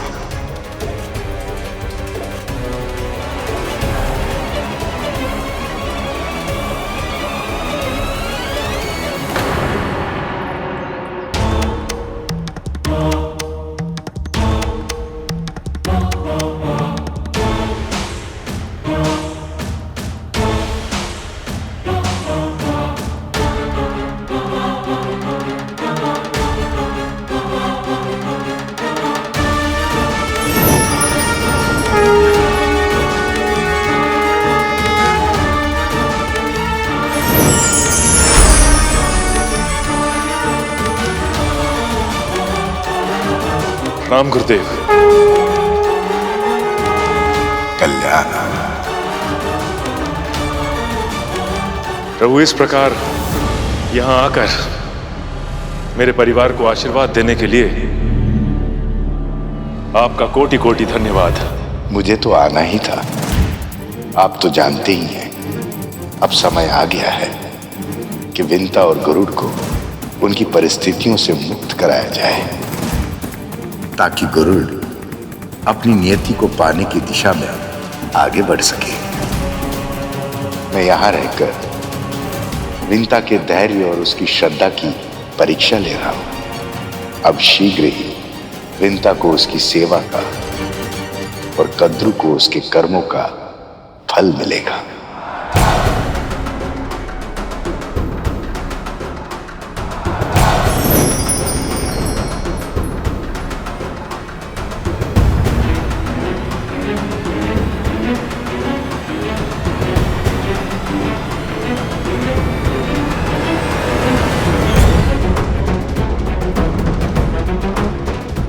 तो स्वामी की बाबा से भेंट हो ही गई।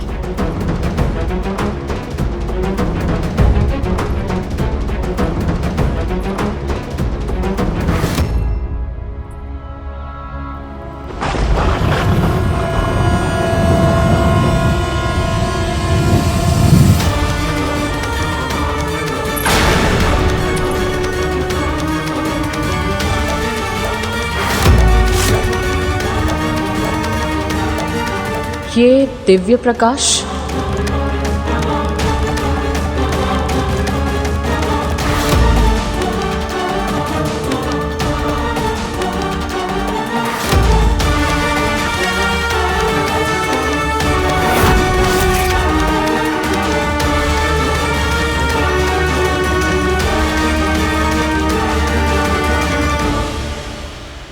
तो मेरा संदेह बिल्कुल सही था।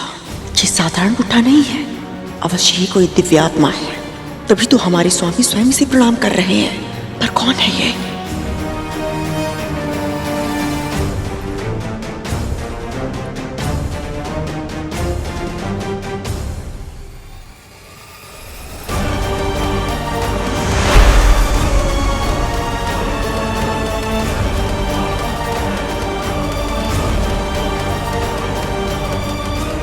बाबा, ये लीजिए कामधेनु का दूध।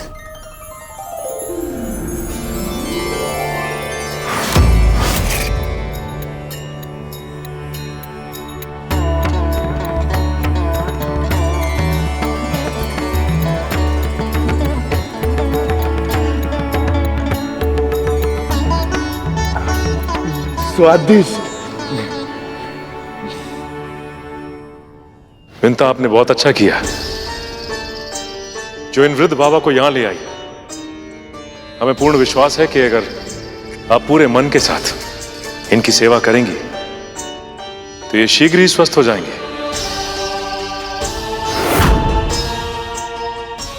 मैं चलता हूं। यदि स्वामी ने इस समय मुझे देख लिया तो वो क्षण भर में ही समझ जाएंगे कि मेरे मस्तिष्क में कौन सी योजना चल रही है।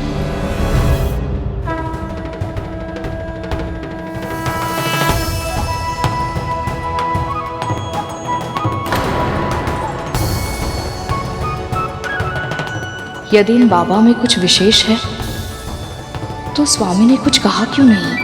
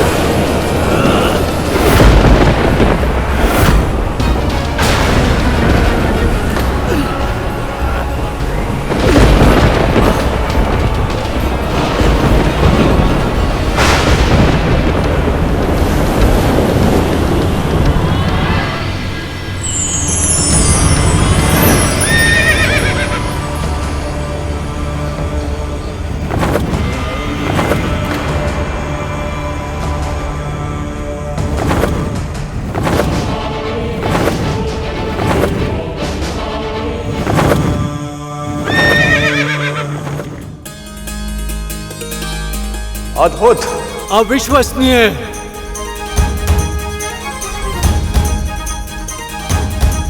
इसके रूप ने तो सभी का मन मोह लिया। कौन है ये पशु? उच्च श्रवा, उच्च श्रवा, उच्च श्रवा। श्वेत और काले में बहुत अंतर होता है, मैंने अपनी आंखों से देखा है। तो बोले, शर्त लगाने का साहस हारने वाले को जीतने वाले की एक बात माननी होगी। कल सुबह होने से पहले तुम सब जाकर उच्च श्रवा की पूंछ से लिपट जाना। दूर से देखने पर किसी को भी भ्रम हो जाएगा कि उसकी पूंछ काले रंग की है। कल तक तो इसकी पूंछ श्वेत रंग की थी। तुझे मेरी दासी बनना पड़ेगा जीवन भर के लिए।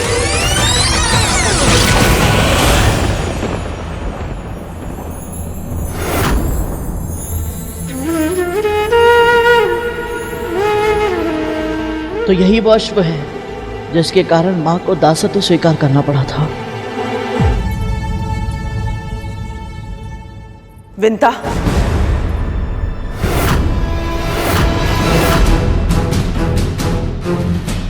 इस बाबा की इच्छाएं पूरी करने के लिए और उसके लिए कामधेनु के दूध का प्रबंध करने के लिए तूने हमारे स्वामी को ही आमंत्रित कर लिया। है कौन ये? मैं नहीं जानती महारानी, मैं तो बस इन्हें एक असहाय रोगी समझकर यहाँ ले आई थी, पर लगता है कि ये कोई पुण्य आत्मा है। तभी तो हमारे स्वामी इन्हें प्रणाम कर रहे थे। इसकी बातों से स्पष्ट है कि इसे पता ही नहीं है कि ये बाबा कौन है, कोई सिद्ध पुरुष है या साधारण भिखारी। बालासन,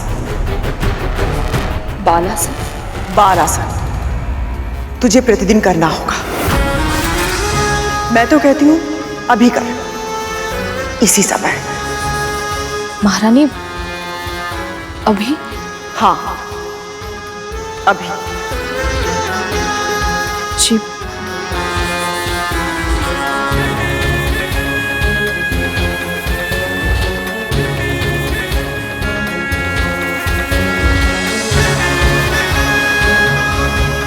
तेरा स्थान मेरे चरणों में है, क्योंकि तू मेरी दासी थी, है और सदैव रहेगी।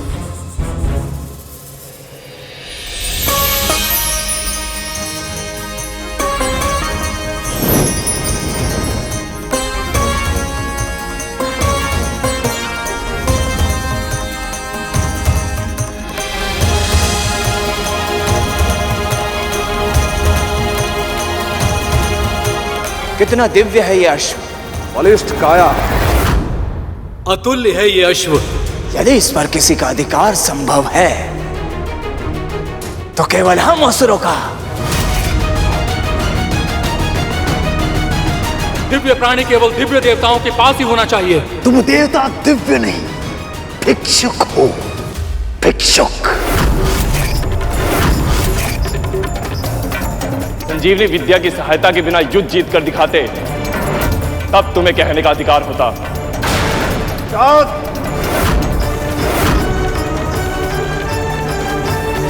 दिव्य कोई हो ना हो, पर इस अश्व को दिव्य लोक में रहने का अधिकार है। स्वर्ग में रहेगा ये।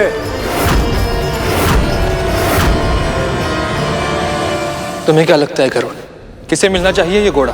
तुझे मेरी दासी बनना पड़ेगा जीवन भर के लिए।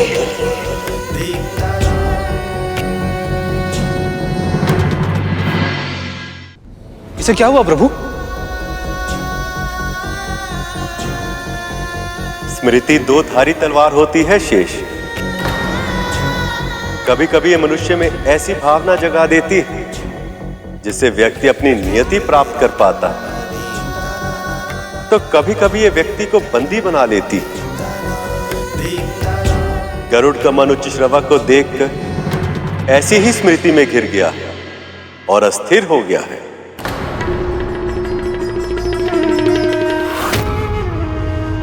मुद्रा तो बिल्कुल सही है तेरी। ऐसे ही नित्य किया कर। कहते हैं इसे करने से दृष्टि तीव्र होती है, और तुझे तेरी दृष्टि तीव्र करने की बहुत अधिक आवश्यकता है। तूने दूर से देखा और तुझे लगा हमारे स्वामी महान ऋषि उस बाबा को प्रणाम कर रहे हैं। ध्यान से देख विंता, वो उस बाबा को नहीं, जबकि उनके पीछे रखी उस मूर्ति को प्रणाम कर रहे थे।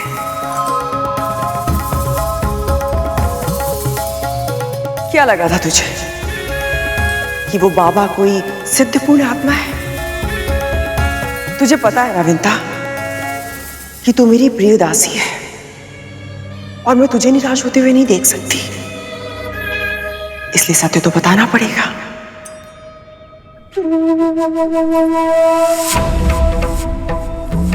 वो बुड्ढा कोई पूर्ण आत्मा नहीं है।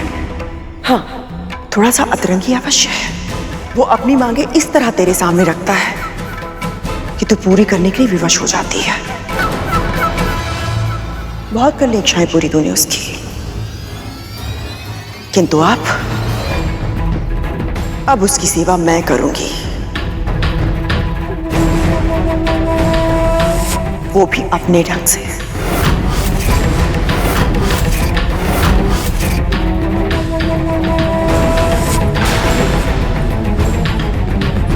अचानक से इन्हें क्या हो गया?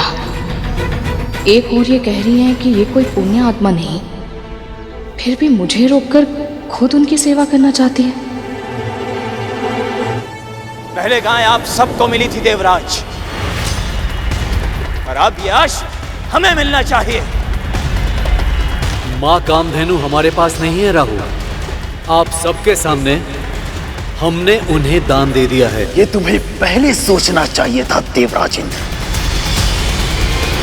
जब भीख मांगने की स्थिति हो तो दानवीर नहीं बनना चाहिए। वचनों की तीर भी कुछ कम घायल नहीं करते। शाबाश मेरे पुत्रों, शाबाश। यदि ये उच्चेश वहां असुरों को नहीं मिला तो हमें ये समुद्र मंथन यही छोड़ देंगे। इस प्रकार वाद विवाद में फंस गए तो ये समस्या नहीं सुलझेगी, ये झगड़ा बढ़ता ही जाएगा। हे नारायण, न्याय कीजिए।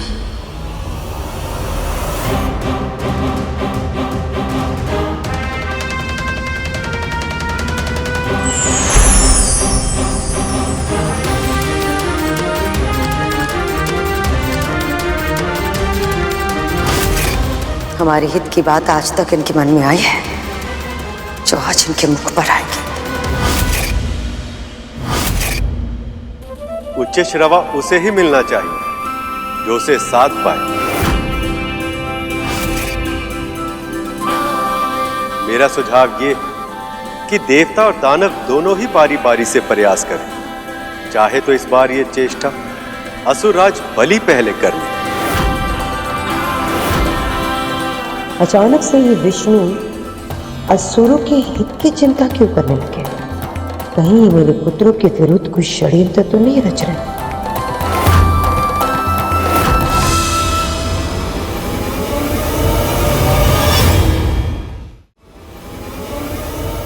बलि, मेरी बात मान। पहला प्रयास इंद्र को करने दे।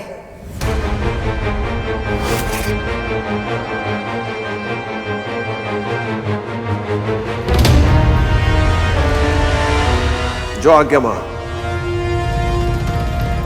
जाइए देवराज, अश्व आपकी प्रतीक्षा कर रहा है।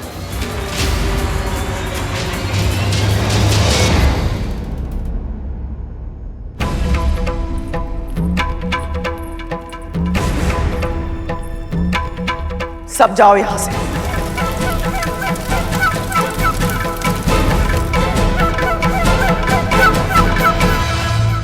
तक तू धूमल, पूरा रसोई घर स्वच्छ करो।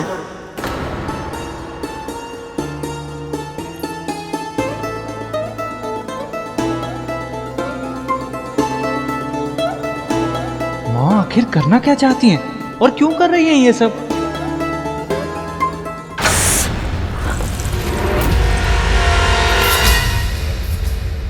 माँ ये क्या कर रही हैं आप?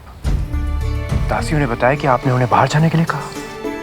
मैंने उस मूर्ख विंता को तो समझा दिया है कि बाबा कोई सिद्ध पुरुष नहीं है, किंतु सत्य तो यही है ना कि तुम्हारे पिता ने उन्हें नमस्कार किया था।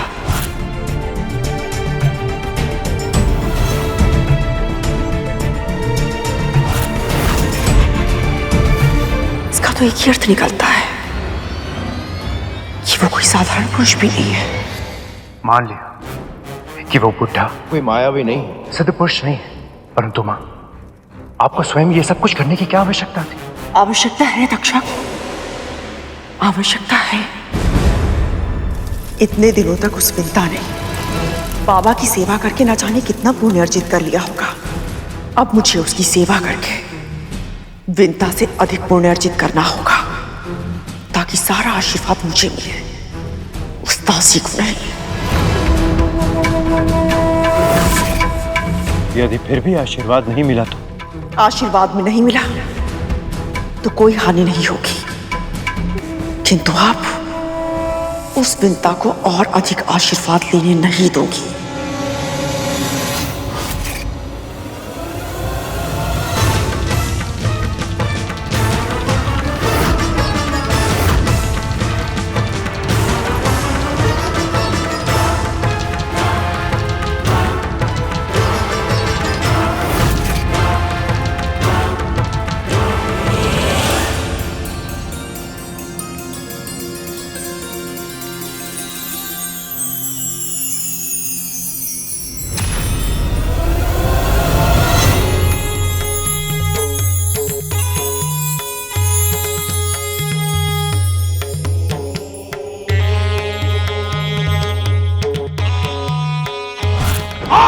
तू और तेरे सभी देवता श्रीहीन हो जाएंगे। तेरा ऐश्वर्य भूमि में मिल जाएगा। हम तो तुझे यहाँ आशीर्वाद देने आए थे, किंतु अब हम तुझे श्राप देंगे। श्राप!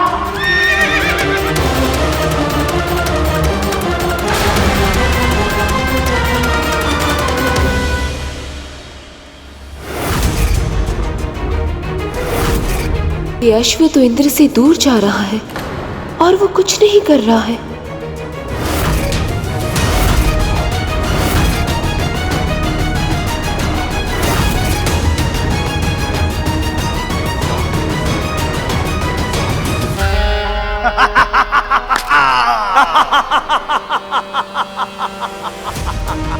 कहा था ना, असंभव है तुम्हारे लिए।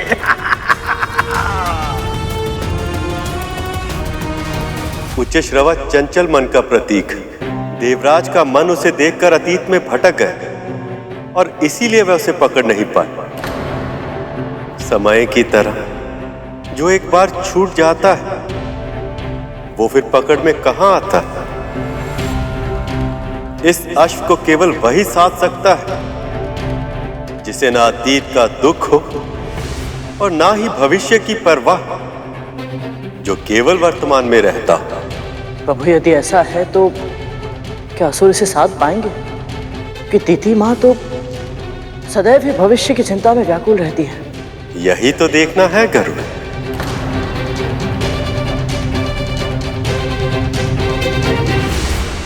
देवराज इंद्र।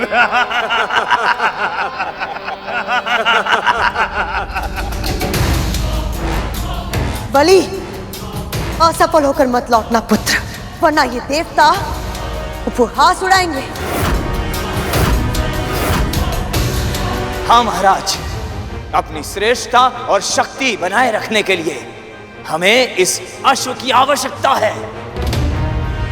युद्ध में भी ये अश्व बहुत उपयोगी होगा हमारे लिए। प्रभु, महाराज बलि के कंधों पर अपेक्षाओं का भार कुछ अधिक ही हो गया है। इतने दबाव के बाद भी ये अपना सर्वश्रेष्ठ प्रदर्शन कैसे कर पाएंगे? पहली बार देख रहा हूं तुम दोनों असुरों के लिए चिंतित हो रहे हो। आप ही ने तो कहा था प्रभु, इस घोड़े को साधने के लिए मन पर नियंत्रण होना बहुत ही आवश्यक है, और यदि असुर अपने मन को नियंत्रित कर पाए तो ये तो पूरे संसार के लिए अच्छा होगा ना।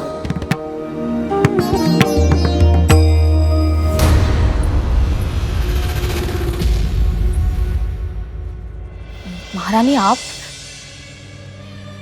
और ये सब यहाँ क्या हो रहा है? यहाँ जा यहाँ से। क्या हुआ महारानी, आप ऐसा क्यों कह रही हैं?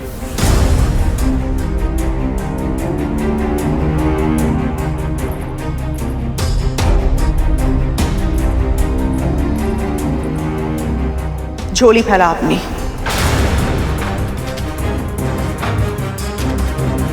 अपनी झोली फैला।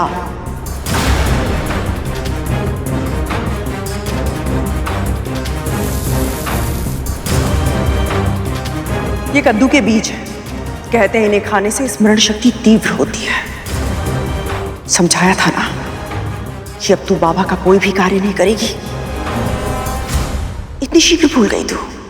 पर महारानी, इतना सारा कार्य आप अकेले कैसे कर? जैसे तू कर सकती है तो मैं क्यों नहीं कर सकती? पर बाबा को बहुत कम वस्तुएं प्रिय लगती हैं, उनका स्वाद। तुझे बाबा की चिंता करने की आवश्यकता नहीं है। अब तू स्वयं देखना, मैं अपने हाथों से ऐसा भोजन बनाऊंगी कि बाबा अपनी उंगलियां चाटते रह जाएंगे। जा यहां से, जा।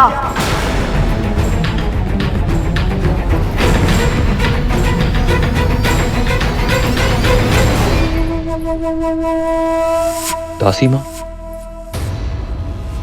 माँ को क्या हुआ है? ये रसोई में क्या कर रही है? मैं भी नहीं जानती।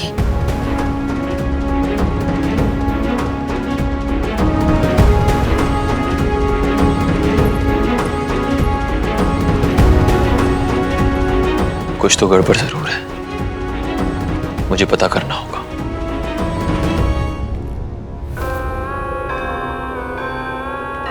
नारायण नारायण। आपने अभी ये क्यों बोला मुनिवर?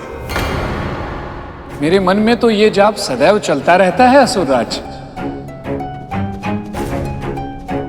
मन में यदि इष्ट का नाम तो सभी कार्य अपने आप संपन्न हो जाते हैं।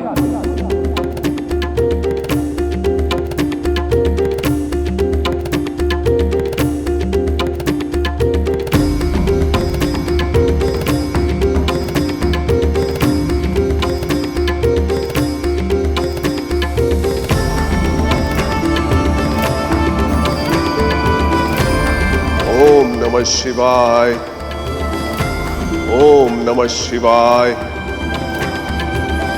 ओम नमः शिवाय, ओम नमः शिवाय।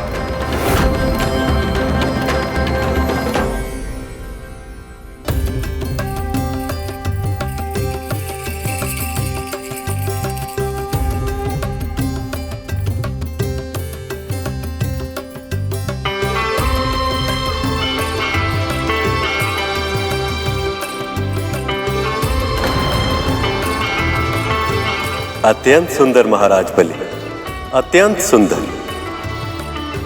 जब मन को स्थिर करना हो तो उसे किसी ऐसे विचार में व्यस्त करना चाहिए जो उसे बहुत प्रिय हो, तब मन नहीं भटकता।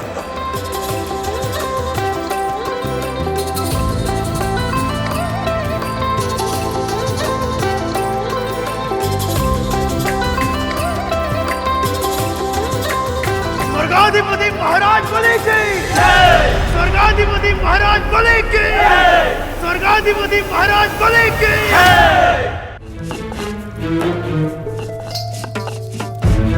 आज तो बहुत ज्यादा थक गए। हाँ तक तू फिर भी यह कार्य खत्म होने का नाम ही नहीं ले रहा है। मुझे नहीं पता था भोजन बनाने में इतना श्रम लगता है। पर मैं ये सोच रहा हूँ तक तू कि विमाता विंता हम सबको इतना कार्य करते हुए देख के कितनी प्रसन्न हो रही होंगी, है ना?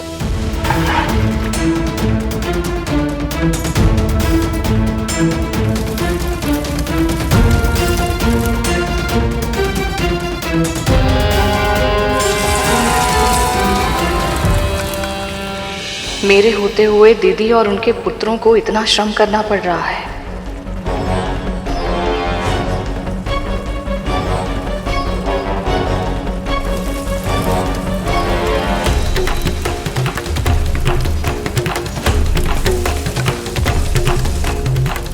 बाबा को इतने तेल और मसाले वाला, इतनी मिर्च वाला भोजन देंगे तो उनका स्वास्थ्य बिगड़ जाएगा। कहीं अच्छा करने के प्रयास में दीदी के साथ कुछ बुरा न हो जाए।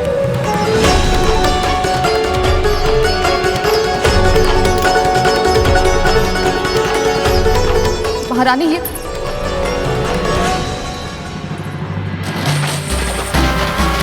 असुरराज महाराज बलि की जय, स्वर्गाधिपति महाराज बलि की जय।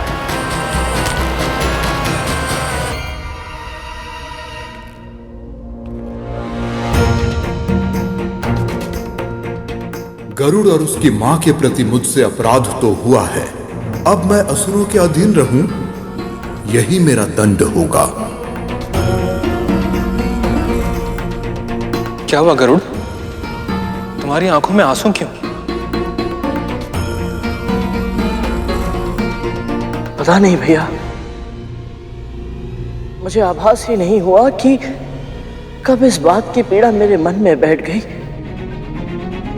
कि इस दिव्य घोड़े के होते हुए भी मेरी मां के साथ इतना अनुचित हुआ।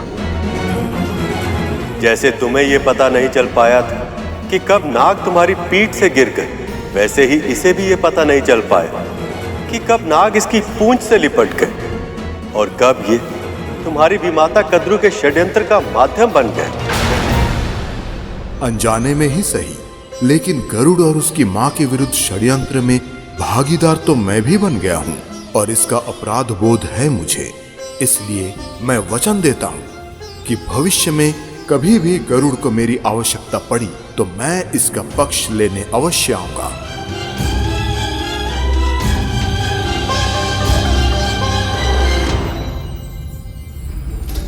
महारानी रुक जाइए। महारानी मेरी बात सुन लीजिए। महारानी आप माँ का आदेश क्यों नहीं मान रही? जब माँ ने आपको स्वयं से दूर रहने के लिए कहा है, तो उनकी छाया बनने का प्रयास क्यों कर रही हो? क्योंकि मैं अपनी दीदी को कष्टों से घिरते हुए नहीं देख सकती। माँ कष्टों में क्यों घिरेगी? क्या उल्टा सीधा बोल रही हैं आप? दीदी ने बहुत तीखा भोजन बनाया है जो बाबा के स्वास्थ्य के लिए हानिकारक है। यदि वो क्रोधित हो गए तो। क्रोधित हो गए तो कहीं ये दिव्य बाबा माँ को आशीर्वाद देने की जगह श्राप न देते।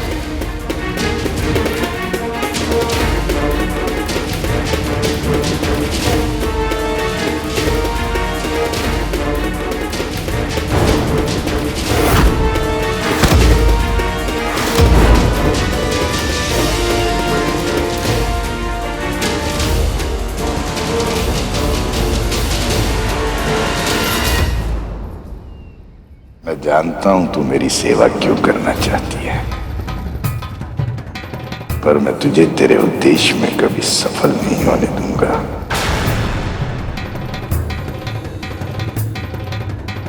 बाहर से क्यों घूर रही है? पीतरा!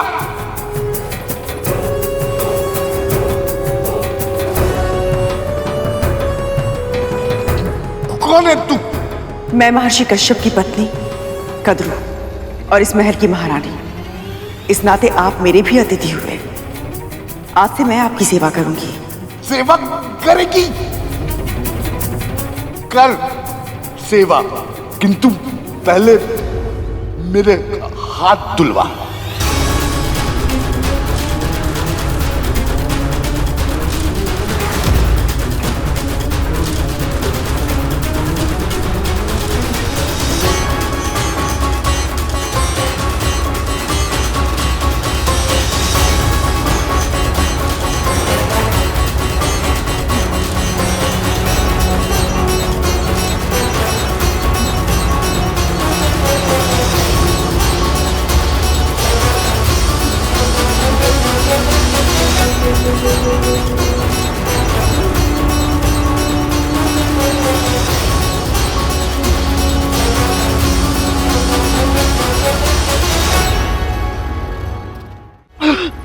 दीदी आप नहीं कर पाएंगे ये।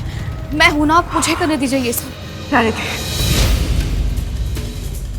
जा मुंह पे बांधने के लिए कुछ लाके दे।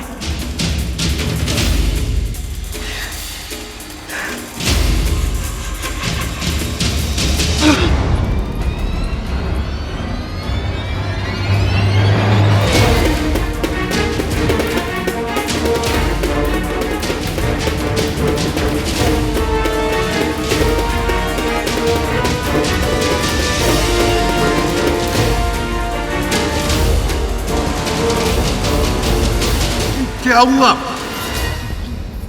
दुर्गंध आ रही है? नहीं बाबा, दुर्गंध की कोई बात नहीं है। वो आपके घाव बहुत गहरे हैं ना, तो मैंने अपना नाक और मुंह ढक लिया ताकि मेरे तन के कीटाणु और विषाणु आपके घाव पर लगकर उन्हें कहीं अधिक संक्रमित ना कर दे। वाह, कितने अच्छे संस्कार है तेरे। माँ तो गुरु दत्तात्रेय से झूठ बोल रही है। हाँ तक तो इन्हें नहीं पता कि गुरु से कोई सत्य नहीं छुपता। कहीं ऐसा ना हो कि इस असत्य के कारण माँ को कोई दंड मिल जाए।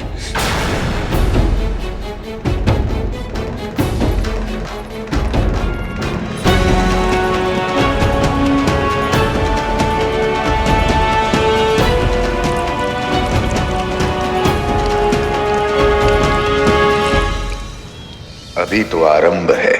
अब धीरे धीरे तुम्हें भी उसी अशांति का अनुभव होगा जो गरुड़ को होता था, जब वो तुम सबको अपनी मां पर अत्याचार करते हुए देखता था। हे नारायण, बाबा को क्षमता दीजिए कि वो किसी तरह ये भोजन कर पाए, वो भूखे ना रहे।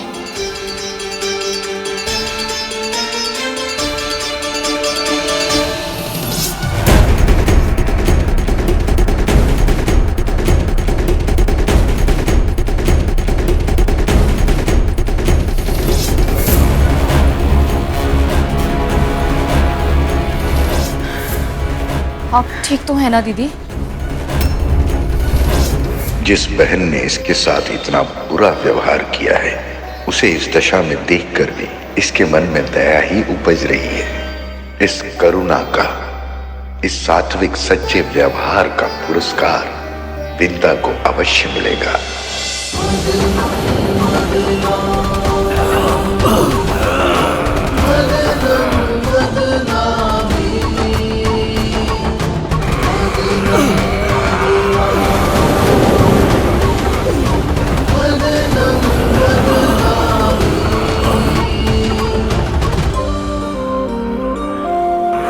और शक्ति लगाओ। अब क्या प्रकट होने वाला है इस समुद्र से? जो भी होगा उच्च श्रवा से उत्तम ही होगा। लगाओ बल।